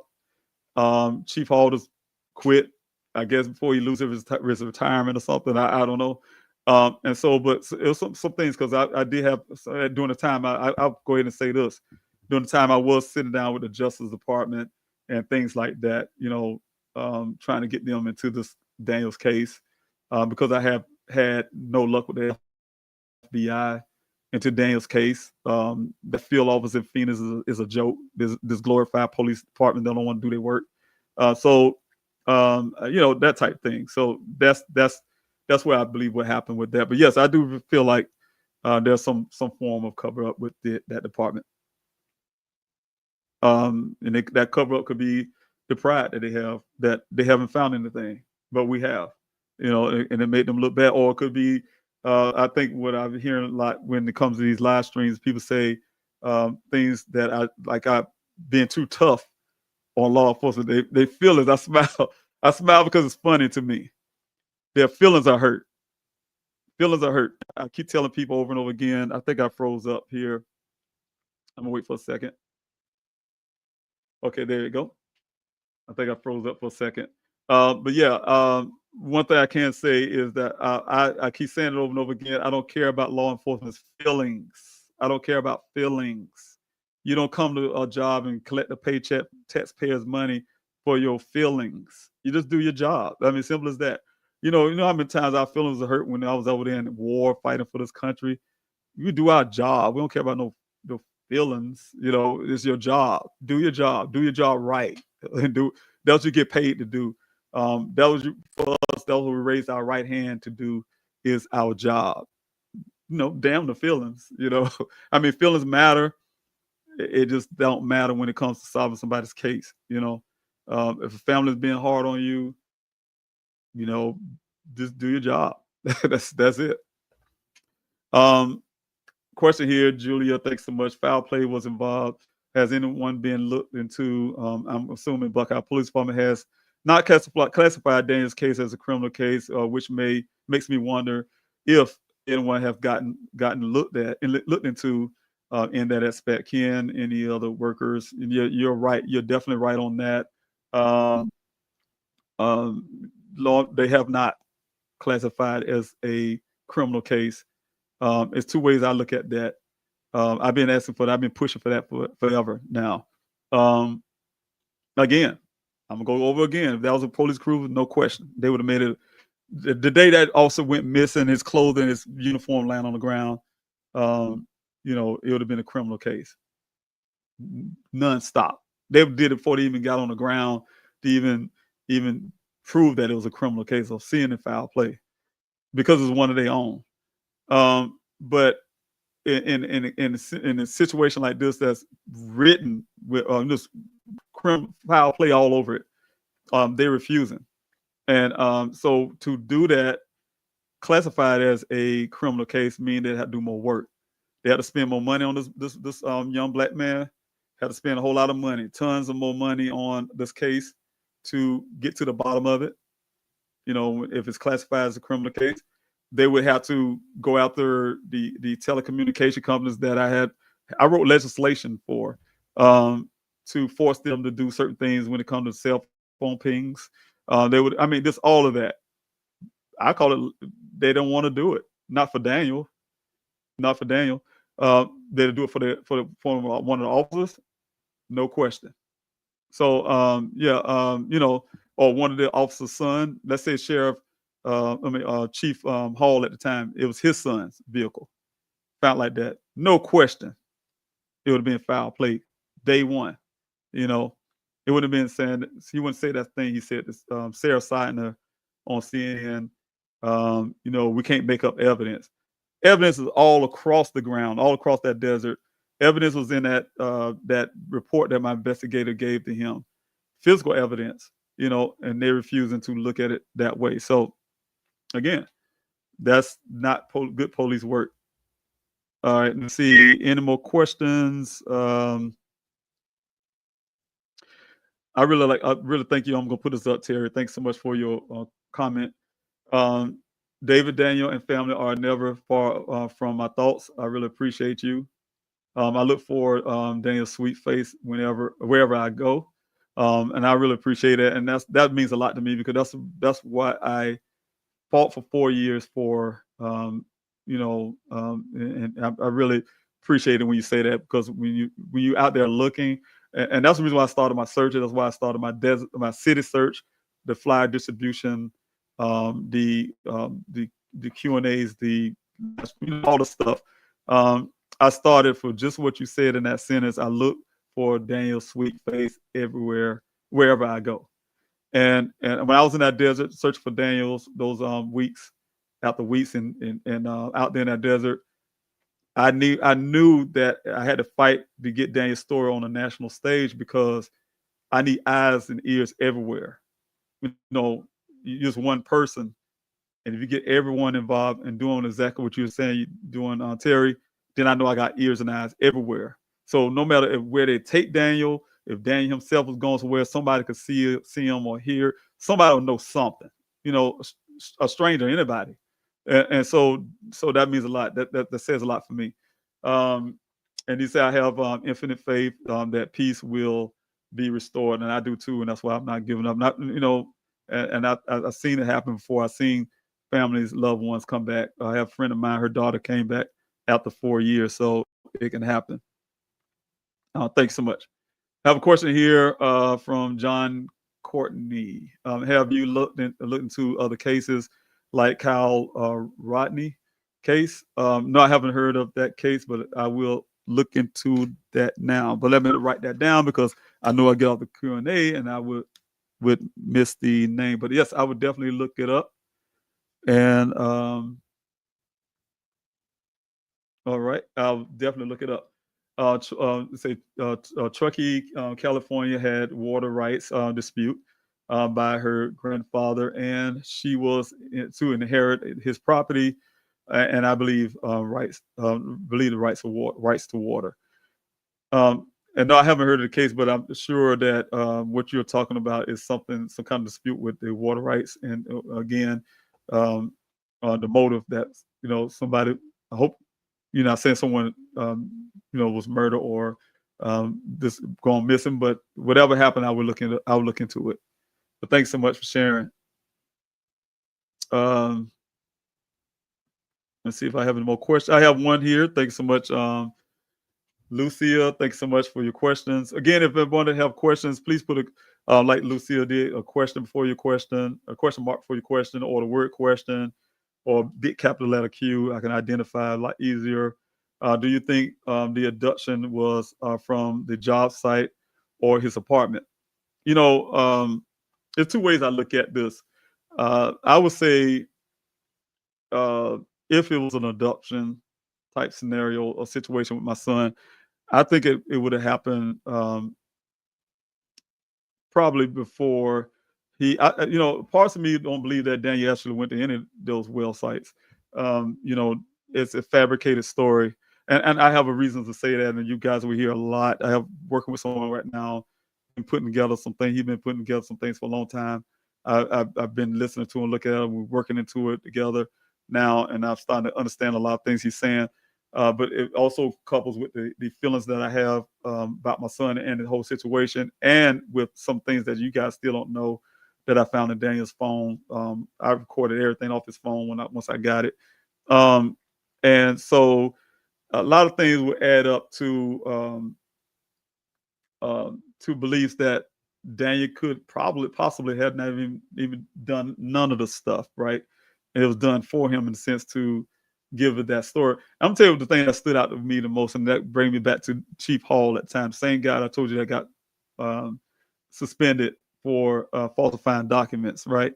His department. And I remember this.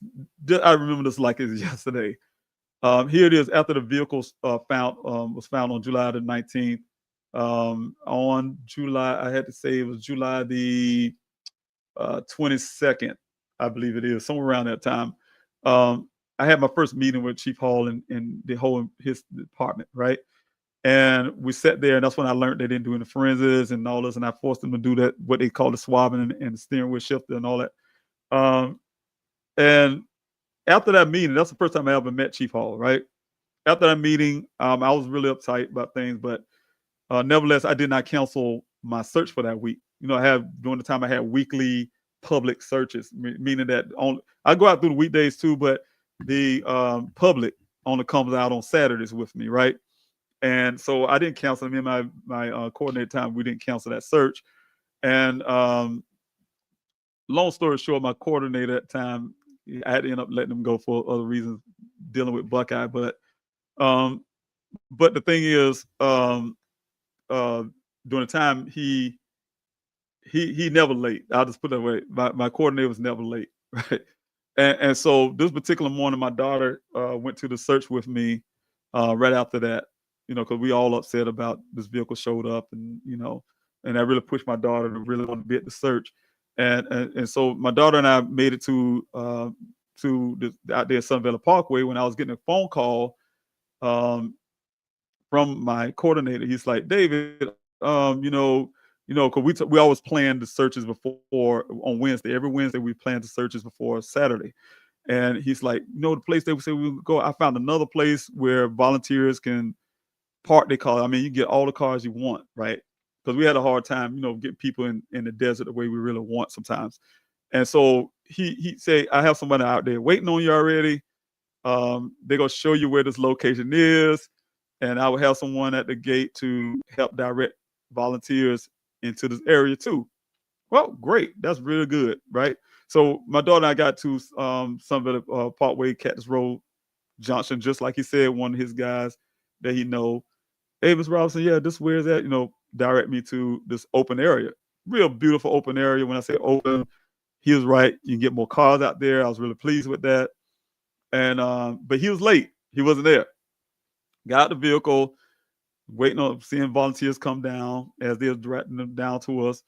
And I saw with the sun's coming up, because we all there when the sun coming up over those mountains is beautiful. But sun coming up, and he was I seen this gentleman that I'm working on. I'm gonna attempt to say his name. He drives this white SUV. Looked like a police SUV, got the police wheels and all that stuff. And but anyway, he drove. He was driving. I said, "Oh, there you go." But I noticed there's another vehicle right behind him, looked the same as that type vehicle, right? So I'm like, well, who is that?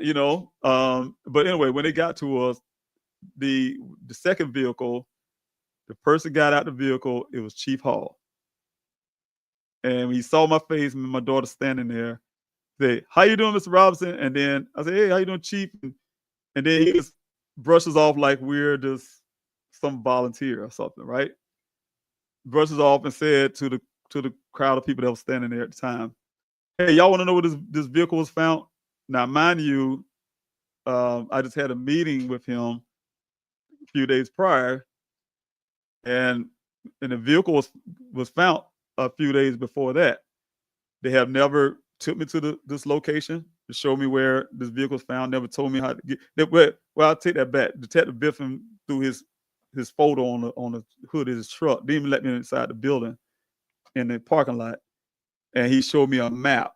He said, "You're a military man. I do not read maps. I know how to use maps." He said, "This is where you're pointing out to me. This is where your son's vehicle was found, XYZ." Never took me here. Never showed me. Matter of fact, when he told me, he asked me, did I want to see the vehicle?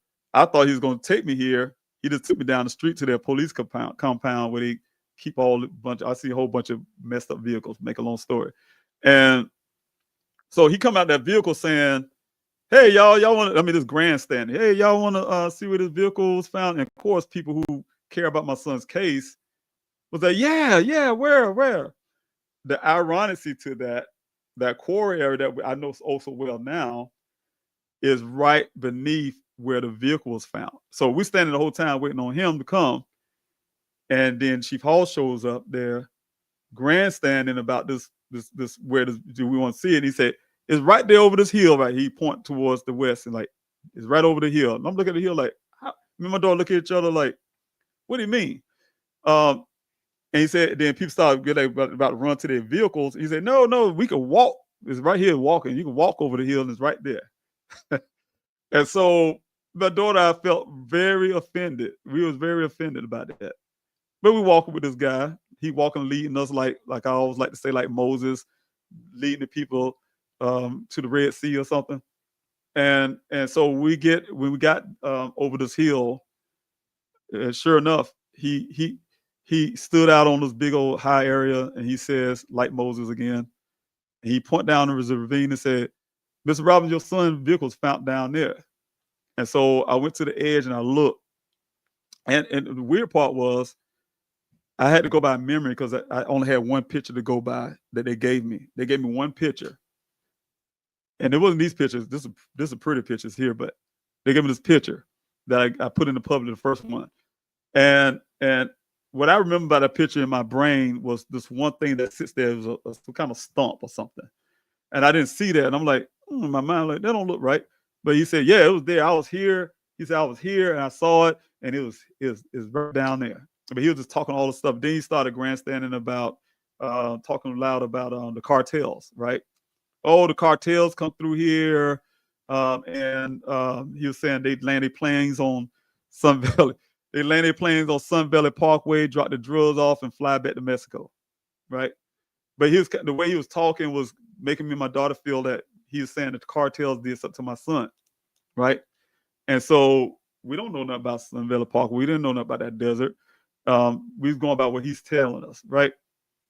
And so while he was doing all that grandstanding and talking loud, my daughter hit me on the shoulder and said, "Dad, this guy him and his wife want to talk to you." So I walked off, and sure and behold, it was the rancher, the guy who found my son's vehicle. And so he said, "I don't know why Chief Hall is telling y'all that." He says, "The vehicle's found down here." And he pointed a different direction. And when I went to the edge, looked down this ravine, I saw the glass on the ground and I saw that stump. Like, yep, that's it. And then he looked towards Chief Hall and he yelled out kind of loudly when he said, "I don't know why Chief Hall telling y'all blah, blah, blah." So, and then Chief Hall, when he said that, Chief Hall turned red in the face. He stopped talking. He literally walked past all of us, walked back over that hill. Never, ever to this day, 2025, have he ever came to any one of these searches ever again. Ever. One time. And so when I went back to my hotel room that night, and I still keep this in my head as I was telling the story, because today I still feel the same way. He was selling me the story. He was selling me to believe that the vehicle's found out there, right? He took a point to leave his office, to leave a meeting that he just saw me a couple of days before, just to come out there that one time in 50 weeks of desert searching, one time to convince me that the vehicle was found down there. And that's why I say I don't believe it. So once after that happened, and when my investigator came along, and in his investigation, he says, "No, this is a staged event," I believed it. And that's how all of that happened. Then when that, like I said, because of his evidence, the Buckeye Police Department didn't want to accept it. They shut down for a whole month and talked to me, anything. And then they got their own private investigators to do one thing, in my opinion, to try to dispute anything my investigator said. And that's where we go. But anyway, to answer your question, do you think the abduction happened? I believe that whatever happened, it happened not in this ravine. That's a stage event. I believe it happened somewhere else, and that ravine is the location they want us to go to. Because, mind you, before the vehicle showed up anyway, I was already searching out there every day. We had public searches only on the weekend. And when I say walking out every day, I had hundreds of volunteers, 200 deep sometimes, and walking all across that desert from that well site, because that's all we had to go by at the time. And the kind of searches that we had at the time was called hasty searches. There were no line searches. I didn't have the organization that way. And we started building up grids at that time. But we have them pick a grid and they go hiking, in a sense. I didn't know nothing about that desert during the time, but my coordinator did. And we had people to scatter all over, hiking, looking for stuff, right? Looking for Daniel. And so I'm sure they covered the spot here probably 3 or 4 times. The rancher didn't see the vehicle there.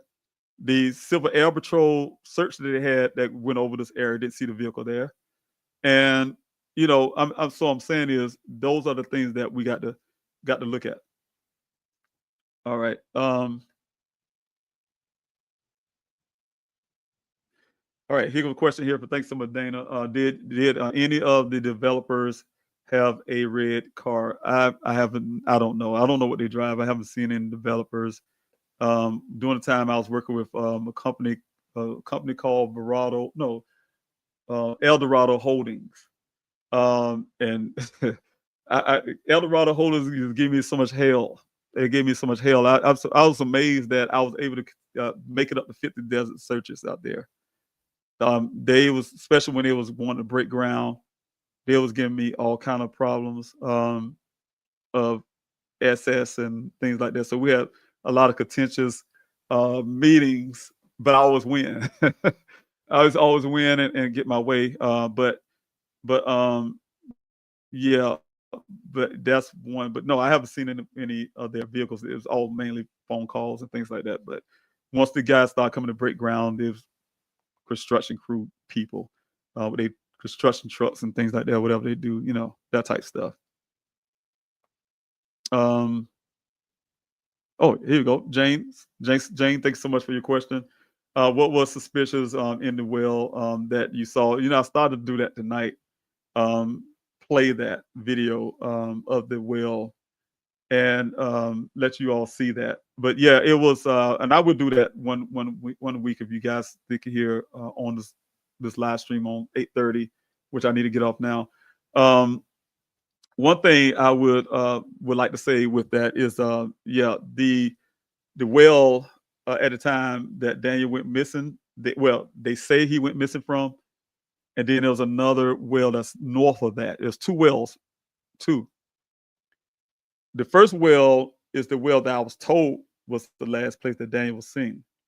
But when you listen to the story, it don't add up because he said 1 mile west, 2 miles north. When you do that 2 miles, you go to the second well site, not the first one. But they keep saying this is the first one. Make a long story, the first well site is more narrow in diameter.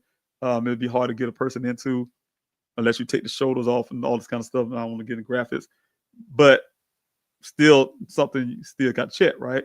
So at the time, I had to do two well searches, because law enforcement wouldn't do it. I had to go do it, get it done myself. I had to get a company to come in to get them to do it. And the way we was able to do it is to ask the owners of the well to give them a free well inspection, and that way give me access to those wells, right? So long story. The first well site was I don't want to get the numbers wrong. It's roughly 500 feet deep. The second well site is over closer to 1,000 feet deep. And so we didn't know that at the time, but when I had cameras actually go in, what made me angry was when I finally convinced, and I want to back up, I finally convinced Buckeye to do a search of one of the wells, or both of the wells, but they only did one. They did the second well site, not the first one. Because that first one had some type of equipment on it. That's when they started getting ready to start pumping that well. They had the Civil Air Patrol, what's called Maricopa County Posse or something they call themselves. They came out, had them to come out and put a camera down in the well for me and bring cadaver dogs out there, because I asked them for that, and I want them to put some air down in the wells. I had a whole plan. So air down in the wells to stir the air and make it come back up and see if a dog can see human sin, thing, whatever they do. And so I convinced Buckeye them to do that. But like I said, they had got these guys to come out, the posse guys or whatever they call themselves, Maricopa County Posse, I think that's how they say it.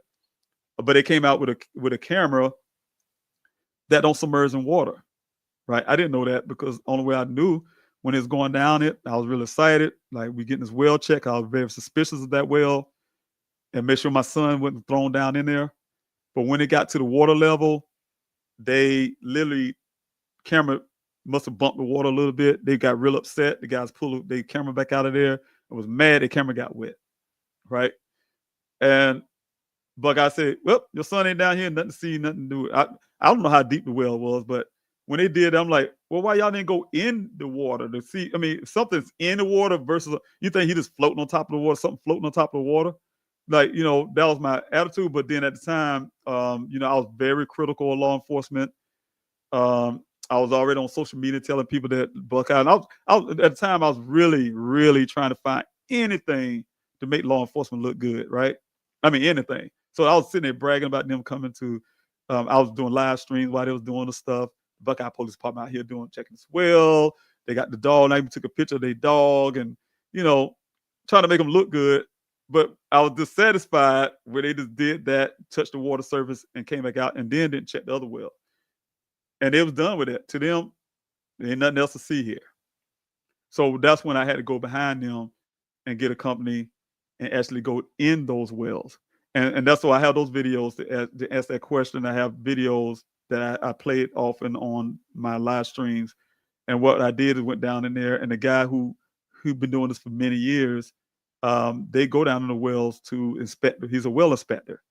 And he told me this, never, ever, ever seen the stuff that he's seen in that well. That well, I'm going to play the video here, but that well had tons of dirt dumped down into it, like it was trying to cover up something. That's the last thing that was done because the sediment was sitting on top of everything else.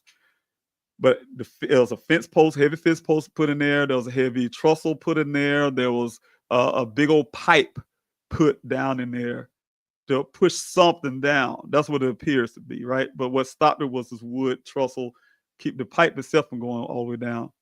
And where they got all the stuff from, it was sitting right out there. Some part of the fence was torn down. That was found in there.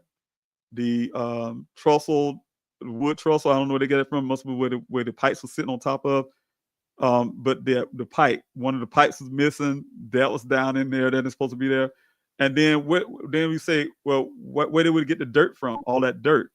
It was a big old giant, only about a good 100 feet from that well. There's a big mound of dirt. And you can see where they were digging into that to get it down in there. But Buckeye says it ain't nothing to look at, right? And they would not do anything no matter what I did. But when I went down to the well to back up, went down the well with the camera, what really, really, really bothered me the most, we had to get around all this trash to get there.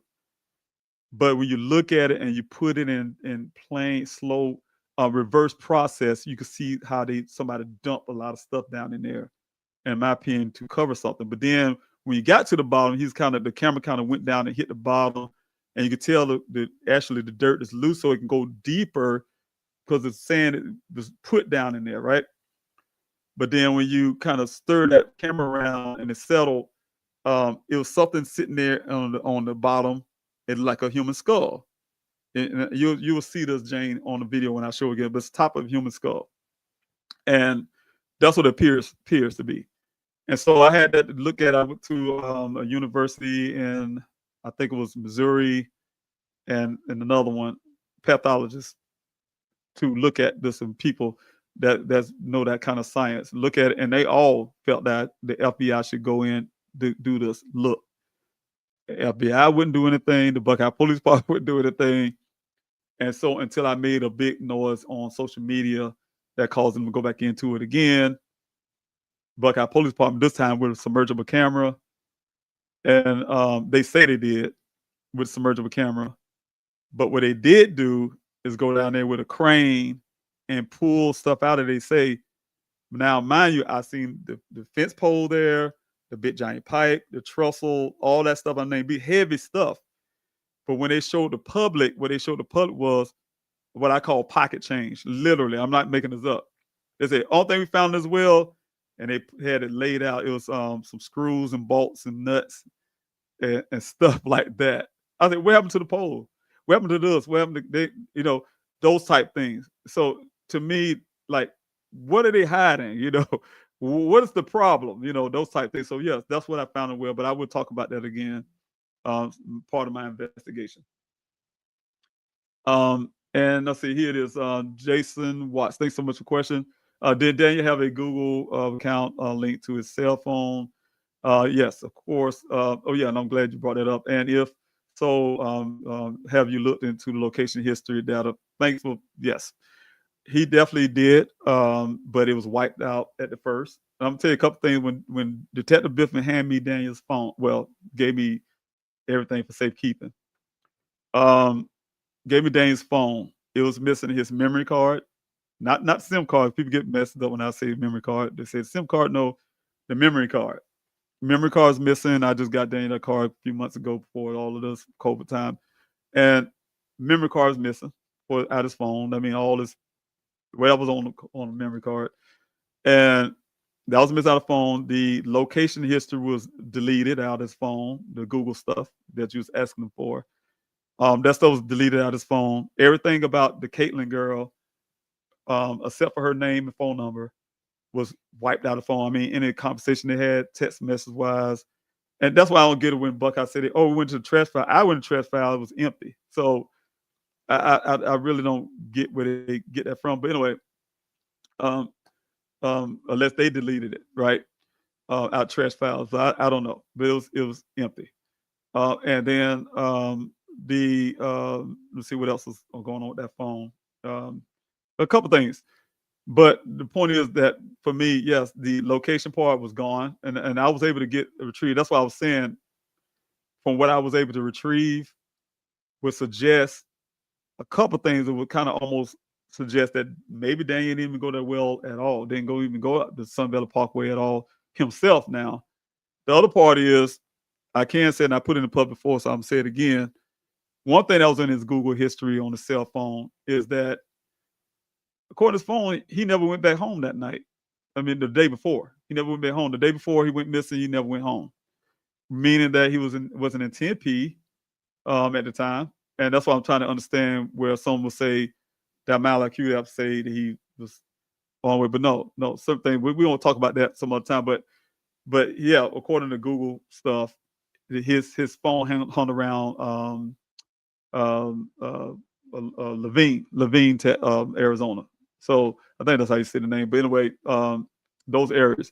And so when I had got that information, then I started getting a headlight thing, a bright light moment, whatever you call it. Because during the time it was, I still was discussing about Ken's story. He said, "Oh, Daniel said he wanted to go home to rest." A couple things didn't dawn on me at the time. First, he said Daniel said he wanted to go back to Phoenix to rest. Right? That Ken was telling law enforcement. But Daniel lived in Tempe, so why he want to go to Phoenix to rest? But that's what Ken said. That didn't dawn on me. The part that dawned on me was when he was saying, "Oh, he wanted to go rest," and he was sleepy and tired or something. Then I started looking at the Google stuff, and he was moving around, and I knew that Daniel was doing some type of not DoorDash, but Instacart. And in my mind, I said, okay, well, maybe he was doing Instacart all night. But then I'm like, no, nobody don't order things off Instacart all night, And so that's what I think. I said, yeah, because I was kind of put on live. I said, if Buckeye had did half of their job, they realized when Ken said that Daniel was saying that like he was tired and sleepy, they would have realized he was working all night. That's what I was saying at the time because of what his Google history was showing. That his phone was moving around these places all night, right? And so, during the time. So I was like, okay, he was sleeping, but then I was like, but then it goes against Daniel's character. I had to put in Daniel's character as his father. I'm a single parent. I raised Daniel by myself for 6 years. And so I know my son's character. Trust me, if he was that tired, he wouldn't have came to work at all. And so he would have called in. Not that he would just not showed up. He would have called in and said, "Hey, look, I've been working all night. I'm not in the best shape to be working around no equipment." And I would have been gone. I mean, off this day or something, right? So that stood out to me too. So I had to think about all of those things when it comes to my son. But yeah, he did have a Google account, and I did look at that stuff.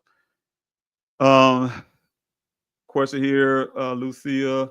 Has the supervisors, the one that met you at the well site, background and truck being investigated? As far as I know, no.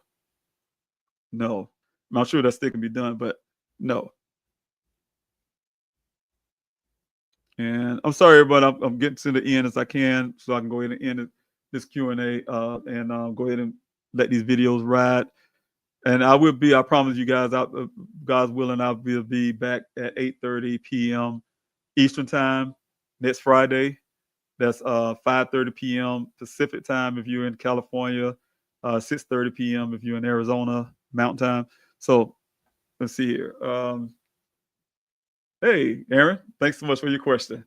Did Ellie not get a warrant to check out Dane's apartment? No, and that's sickening, isn't it? When we're sitting there in this, when I say we did a three-way call, I mean it was a speaker call. I should have said, because we're sitting there, and I was sitting there with Buckeye at the time. And I'm gonna tell y'all something too. This is a crazy part. In the whole entire case of Daniel Robinson going missing, as far as I know, my daughter and I are the only two people who have ever been interrogated by the law enforcement. And we're the victims. And we're the family members. When I say interrogated, I'm not a criminal, never, ever, ever been inside an interrogation room. Only thing I know about interrogation rooms is something I saw on TV, right? And I remember sitting in that room with my daughter sitting there to my right. And I was looking around the room and I see it's on one door and nothing else. And they sitting on the other side of the table. And I'm thinking to myself, like, is this an interrogation room? And yeah, they had us in interrogation room. And we're the only ones in the whole entire case, as far as I know, been asked any kind of questions in an interrogation room. We was able to give them certain little things. But when it comes to Dane's apartment, I actually had to, I know I was sitting next to Detective Biff at that time, and we called the landlords for Dane's apartment. But no, they said they can't get a warrant because it's not a criminal case, that type stuff. Just like the cell phone pings to this date. It's not a criminal case. We can't get a warrant for that. And and they put this in the report after effect. I'm telling you guys, my report, I think I have 4 or 5 different reports from law enforcement from Buckeye Police. They add stuff every time and they change the little paragraphs and things like that. So I keep up with all of that. Just for your sake, for the public's sake, to say, oh, they did a good job for those. They did a good job, people. And so when I look at those things, they have not. When it came to Daniel's, this is the fact they come to his just trying to get a warrant or they say, oh, we got they kind of changed it and said they went to T-Mobile Sprint at the time and got some kind of limited stuff. That's not. I'm saying things that's on the ground, what actually happened on the ground, never matches their report to me, because I'm on the ground. I'm a father. I'm saying no other families haven't done this either, but I was literally proactive in their face all the time. That's why I be telling you guys sometimes when I be asked for funding and things like that. I need to get back to Arizona and all the stuff. It's truthful. It's truthful because you know what? Anytime you don't be in their face, they're not gonna do anything. So I'm one of those proactive persons. I'm always there. So yeah, of course, they haven't done any warrants. That's the first thing we asked for. My family and I, we asked for cell phone pings. That's obvious. Then we went to the Uconnect, and then they came up with excuses why they couldn't get that. Then we say, well, show us some video or something. Show us a picture or video of him leaving his apartment, leaving it, coming down the interstate, wherever it is, to make it here to Sun Valley Parkway to see, make sure they even came here. And they claim, that's what they told us. Well, the cameras was off, or one time they told the cameras was off. The other part, they say they can't get no access to the Department of Transportation, I guess, stuff. And they gave us some old picture from one time my son went to go see his sister in California on the interstate. And I think the interstate must was in California or something, where they got the picture from. So it's that kind of stuff. Anything that can help us as a family locate Daniel, it was conveniently taken away from us. It was the Google history thing that I told you about that was erased out his phone. It was the cell phone pings they claimed they couldn't get because they need a warrant. It was the Uconnect that was in his vehicle. They claimed we had 0 grids on it. There's all this kind of crazy stuff. The camera's off. So what I'm saying is, you got to think about all of those. No, they did not do a warrant.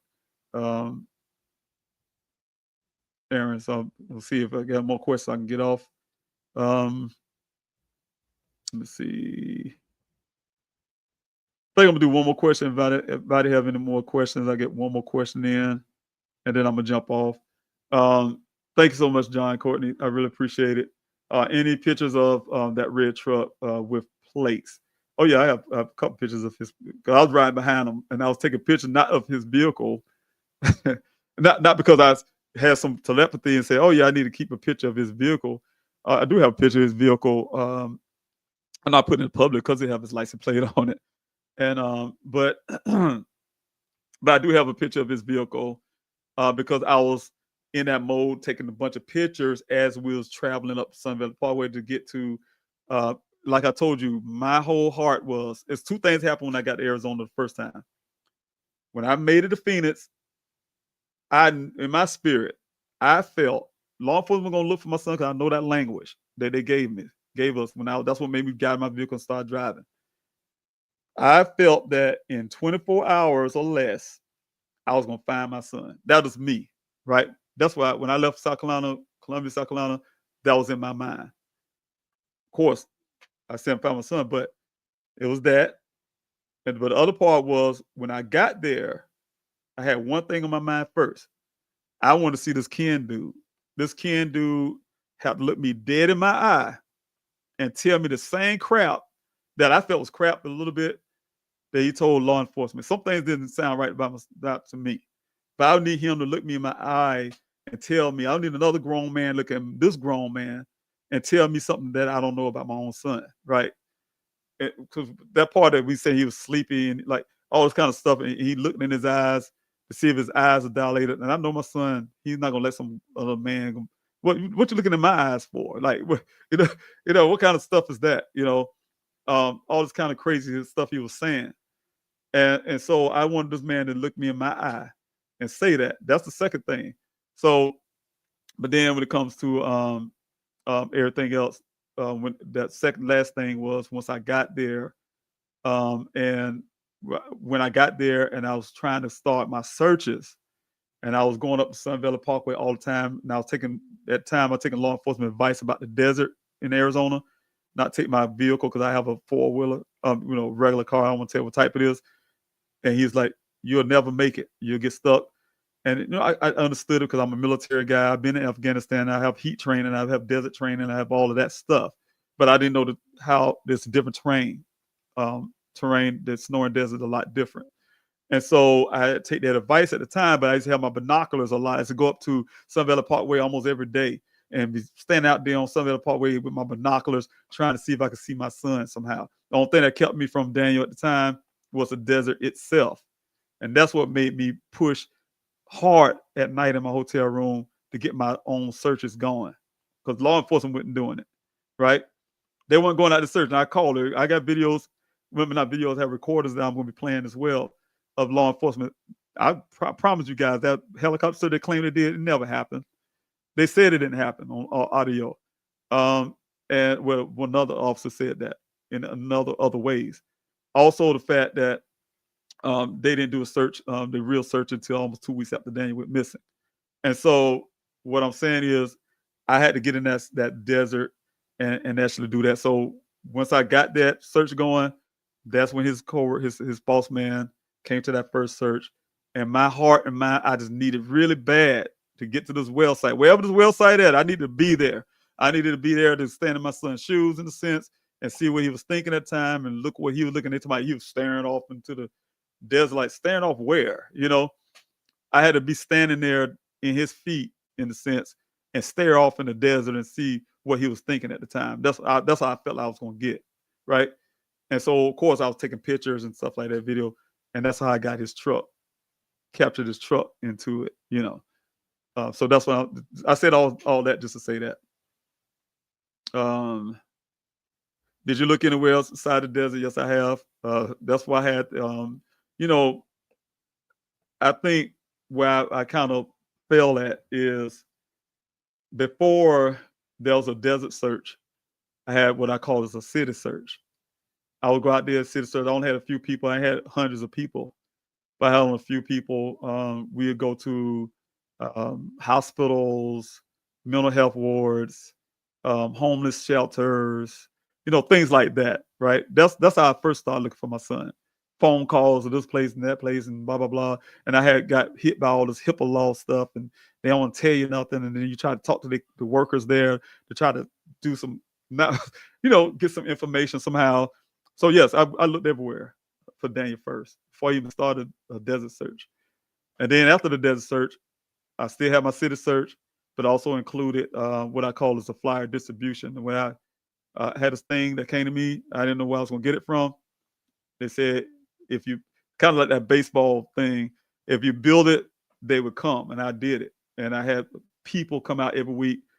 Some of you that's on this live right now was with me out there in that city, getting out thousands and thousands of flyers out there across Phoenix and Buckeye and Goodyear and all these other cities every week. Just get them out there, these malls and everywhere, thousands of flyers, So yes, we was doing hard work. So could you imagine getting up early in the morning, starting my search at 5, 6 in the morning, get out of the desert that afternoon and rush back to your hotel room. And then once I got a 1-bedroom apartment, washing real fast and then meet the people who's meeting me behind the Walgreens in Phoenix to go out there and pass out these flyers. I mean, I was like Superman every weekend, just trying to do things like that.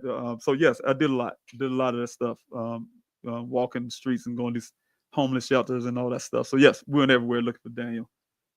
My daughter and I, when we first got there for searches as well, we searched when I say literally every parking space at Sky Harbor Airport, every space, even the private spaces outside of the airport. And that was a lot of money and a lot of time. And I didn't realize there's that much space, vehicle space. We did our due diligence, in other words. So yes, there was a lot of work done that don't even talked about on public stuff. But anyway, thank you, everyone. I really appreciate it. Thanks so much, everybody, who was hanging in with me the whole time. That's all the questions there. And I'm going to jump off. And what I'm going to do is, like I said, not quickly jump off. I'm going to play these videos, and the videos will end this live stream. So if you guys want to sit around and watch that, you can. It is something additional. But thank you so much for being here with me. Thanks for the questions. I'll see you next weekend, next Friday, 8:30 p.m. Like I said, Eastern time, 5:30 p.m. Pacific time here in California, 6:30 p.m. in Arizona. All right. So thank you so much, and God bless you. We'll talk to you next time.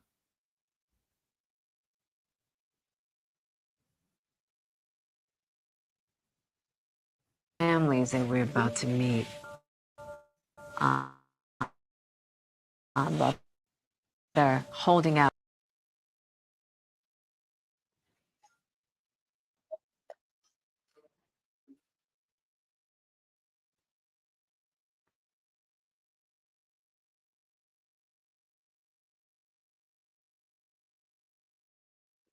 Okay, like I have in a little regards difficulty. to I'm being gonna try able this to again. find their And, loved y'all can ones. hold it. Daniel Robinson went.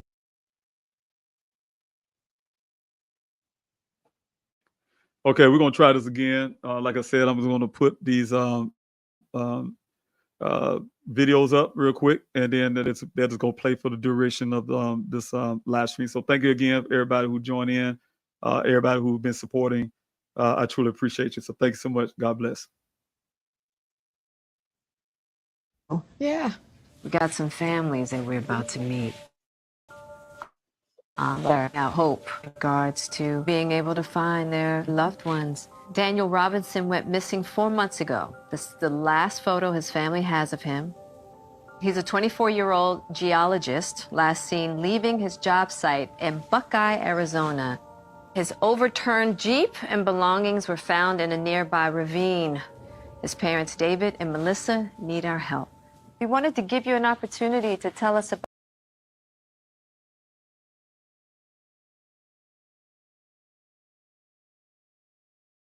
about your son, Daniel. I had a moment when you showed me his picture.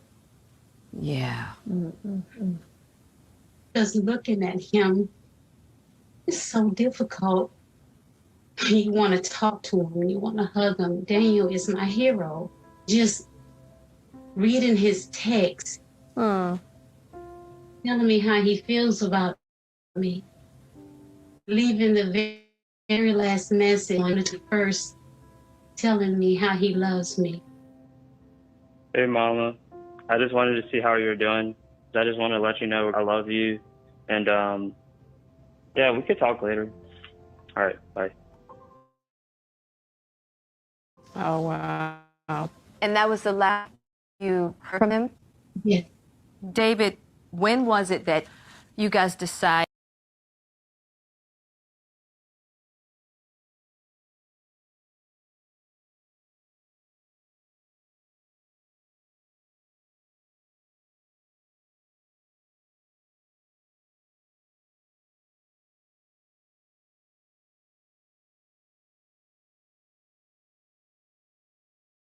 That something was not right.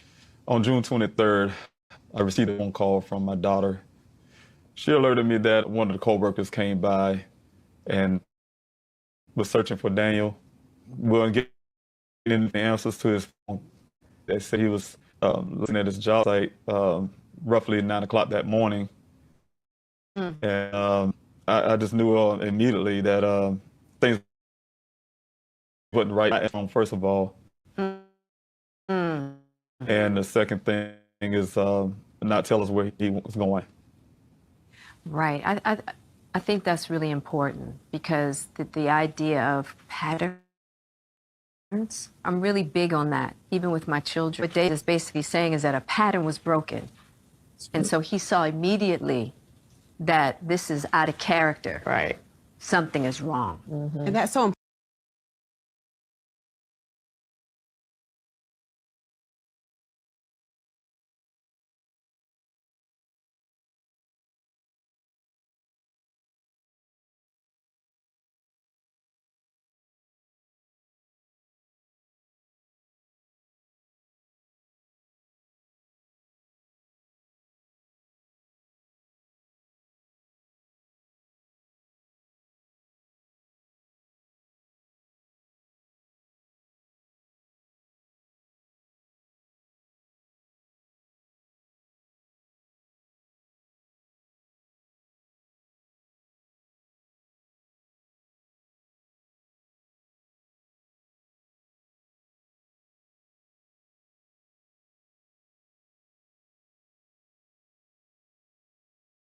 Find their loved ones. Daniel Robinson went missing 4 months ago. This is the last photo his family has of him.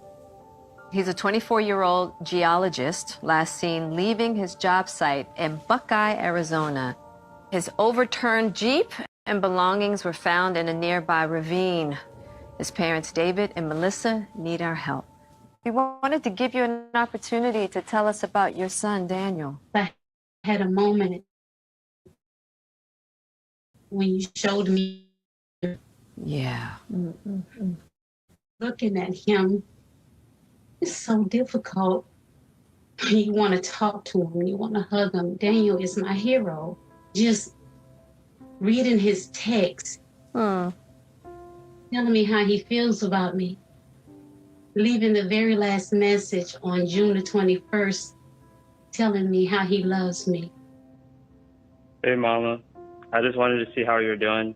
I just want to let you know I love you. And, yeah, we could talk later. All right, bye. Oh, wow. And that was the last time that you heard from him? Yeah. David, when was it that you guys decided that something was not right? On June 23rd, I received a phone call from my daughter. She alerted me that one of the co-workers came by and was searching for Daniel. We weren't getting any answers to his phone. They said he was last seen at his job site roughly 9 o'clock that morning. And I just knew immediately that things wasn't right because Daniel, he would never, ever not answer his phone, first of all. And the second thing is not tell us where he was going. Right. I think that's really important because the idea of patterns, I'm really big on that, even with my children. What David is basically saying is that a pattern was broken. And so he saw immediately that this is out of character. Right. Something is wrong. And that's so important for police officers when they start to investigate these cases. One of the first questions they'll ask is was this normal? Is this something he would do? Because the thought is, maybe they're just not calling you. There is this tendency to say, why don't you just give it a little bit? Right. You might hear from him. He might come around. Yeah. But it's got to be, this is not like my son. Yeah. And you are the one who knows your child. Right. To have them understand, no, this, what's out of the ordinary. David, is it my understanding that you've relocated to Arizona to lead the search for your son? Upon putting in a missing person report with the Buckeye Police Department, they said they was going to go out, search the next following morning because it was too dark when I called in. And once that morning came and they counseled and alerted me that being that my son is grown, he's an adult, he's allowed to leave. When I heard that, that was unacceptable to me, so I grabbed everything I could and I just started driving. I made it out here and I've been here since June the 26th. Got it. Searching for my son. We're going to find Daniel. Was it difficult to get the police to just take seriously that Daniel was missing? Yes, even from the first day. You know, we know our son, and you know, it was very out of character. Things didn't add up. It was very difficult just to even get movement. They did a first search for my son, which was 3 days later. I haven't gotten any support from the police department. I mean, nothing. We have been fortunate to get our own cadaver dogs and search dogs, even the aircraft, drones. We've been on it. The searches, full of volunteers. The difficulty has been getting media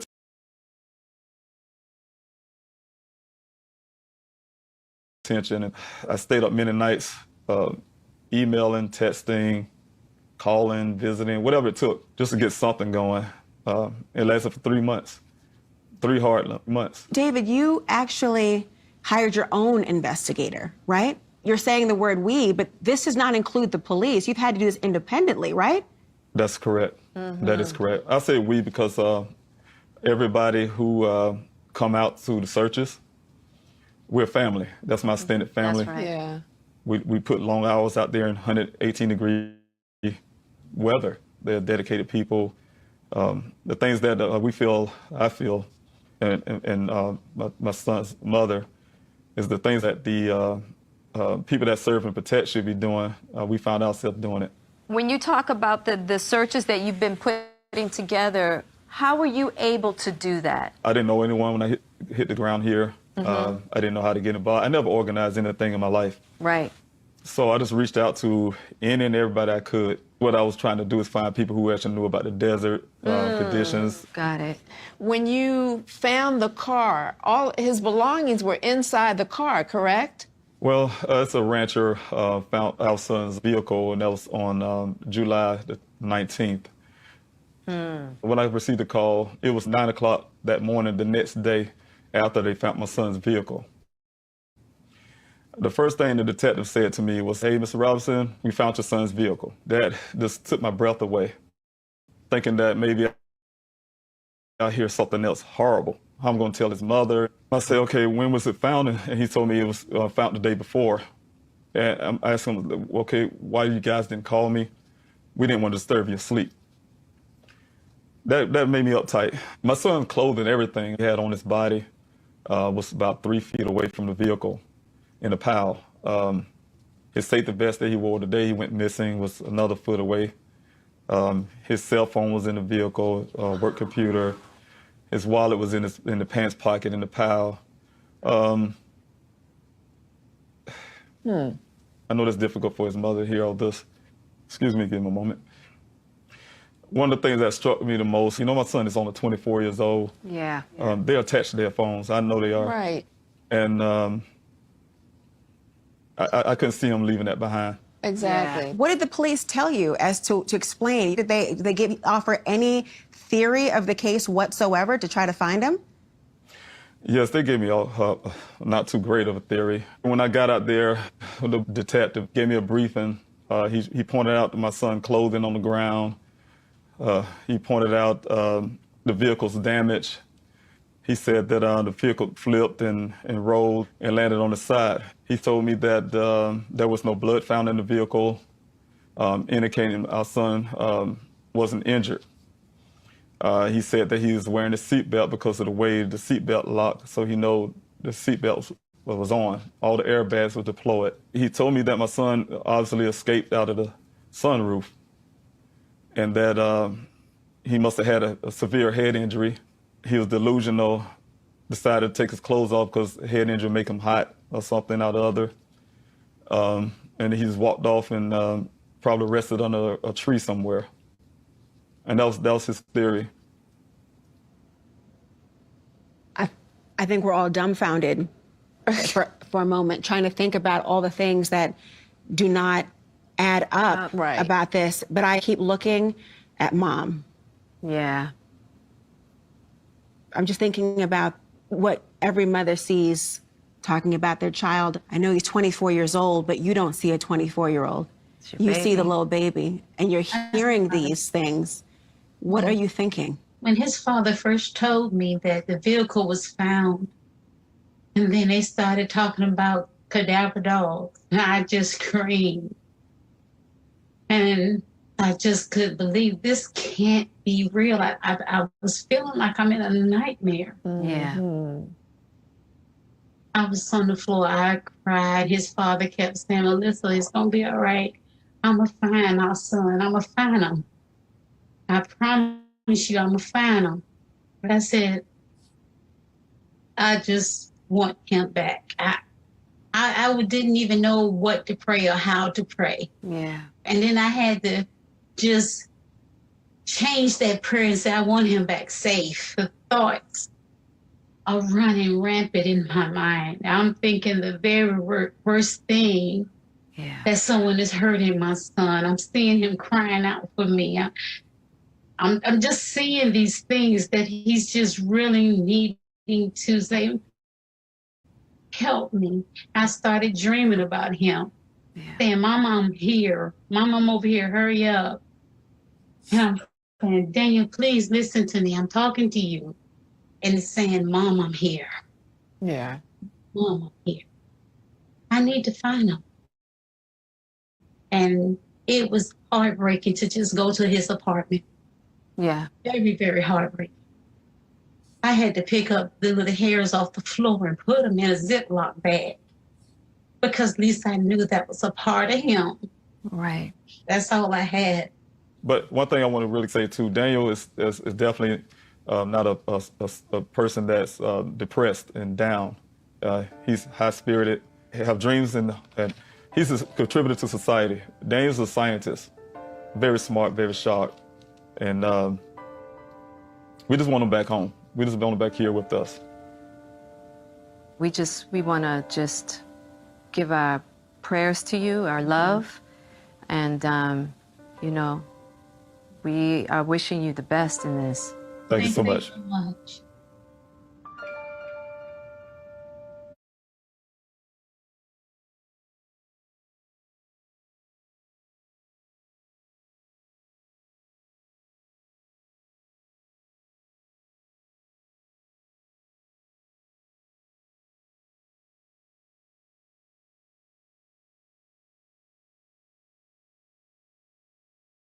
Find his missing son. It's been almost 4 months since Daniel Robinson, a 24-year-old geologist, mysteriously vanished from a remote work site in the desert of Buckeye, Arizona. Then, nearly a month after he disappeared, his Jeep was found rolled over in a ravine with most of his belongings nearby, right? But no signs of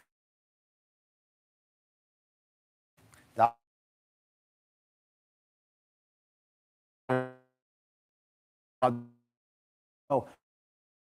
9:15 a.m. 24-year-old Daniel Robinson was last seen at a remote work site in Buckeye, Arizona, around 40 miles at the break of dawn. Phoenix. In the middle of the Arizona desert, a crowd of strangers meet for one purpose.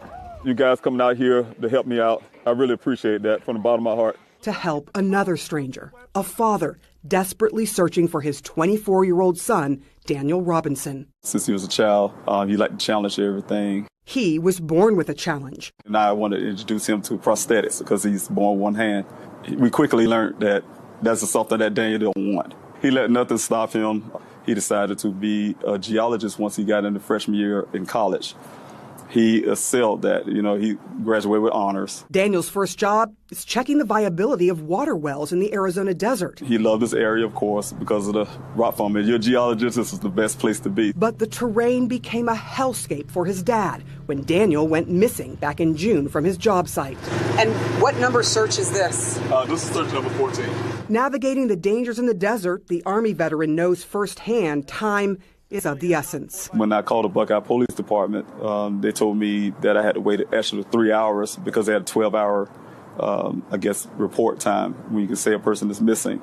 Then I called them back and put in a missing person report. I got very worried. That's when I got very worried. I asked the Buckeye Police Department to go out and search that area. The officer told me that they were going to send a vehicle out there, a helicopter out to search for him.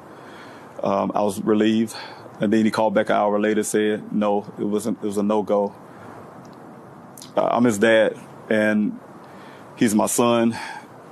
I've lost all sense of reality. At that moment, I said, you know what? They're not going to look for my son. I'm going to have to do it myself. Before he arrived, police did decide to search on foot and with helicopters. This is the last place your son was seen? The last place. What do you think happened, David? I think a lot happened here. I'm very suspicious. But he doesn't know what. A month in, there's a break in the case, and police call Robinson. I got afraid, actually, that it's going to be some bad news. He said, no, we just found his vehicle. Some ranchers found it, and then at that point, we conducted our investigation and additional searches. What was the condition of the car? If it had rolled over, it sounds like it was pretty bad. Yeah, the car was on its side. The sunroof was kicked out at that point, so he might have exited through the sunroof. His wrecked car in a ravine, both airbags deployed, Daniel's cell phone, clothes he was wearing that day, and a case of water all found at the crash site. But not Daniel. People don't just disappear into thin air. True. Does that sort of feel like what's happened to here? Yes. Yeah, it's very, very challenging case. No matter how much the family asks for this to be a criminal investigation, can you make that happen? We can't make up evidence. Absolutely suspicious circumstances related to the case. Frustrated and heartbroken, Robinson hired a private investigator. Where are we going? Down here is where the vehicle was recovered from. Is that the glass from the car? Yes. When you looked at this accident, what are the discrepancies that you noticed right away? I believe it was in more than one collision. What does the data from the black box of the car tell you? That there was 11 additional miles on the vehicle since the airbags came out. What does that tell you? That tells me it was crashed somewhere else.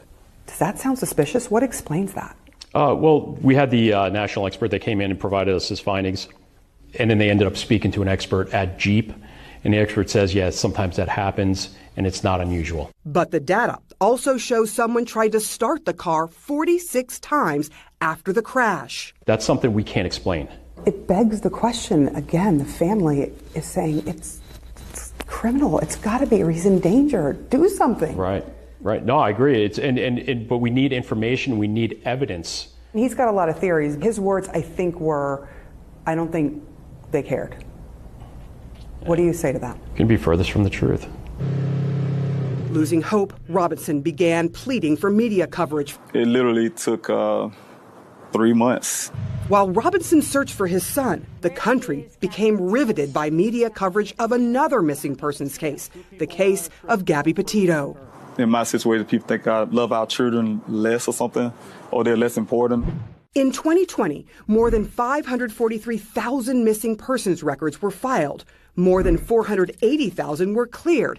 And 40% of the missing are people of color. There are a lot of Gabby Petitos and Natalie Holloways in the Black and Brown community. That's why former police officer Derica Wilson co-founded Black and Missing Inc. and says too often their cases go untold. Eventually, local stations did stories and citizens began helping search. Did you know Daniel? No, I just wanted to help. You're just helping out a stranger on a Saturday. Yeah. Why? You know what? I can't imagine what that man's going through. As the search for Daniel goes into its 5th month, another family is in the midst of a terrible mystery for a 5th year. The family of Nikki and Ariana Fitz. Ariana is very energetic, very happy. 2-year-old Ariana went missing under the most suspicious of circumstances in the San Francisco Bay Area in 2016. Her mother, Nikki Fitz, was found in a shallow grave in San Francisco's McLaren Park, but Ariana was gone. It breaks my heart that Ariana's not with her mom and Ariana's not with her family, but it also breaks my heart even more is that I know that Nikki wants nothing more than Ariana to be with us, to be home. Tessa Fitz says she is convinced her niece Ariana was taken by people close to Ariana's mother.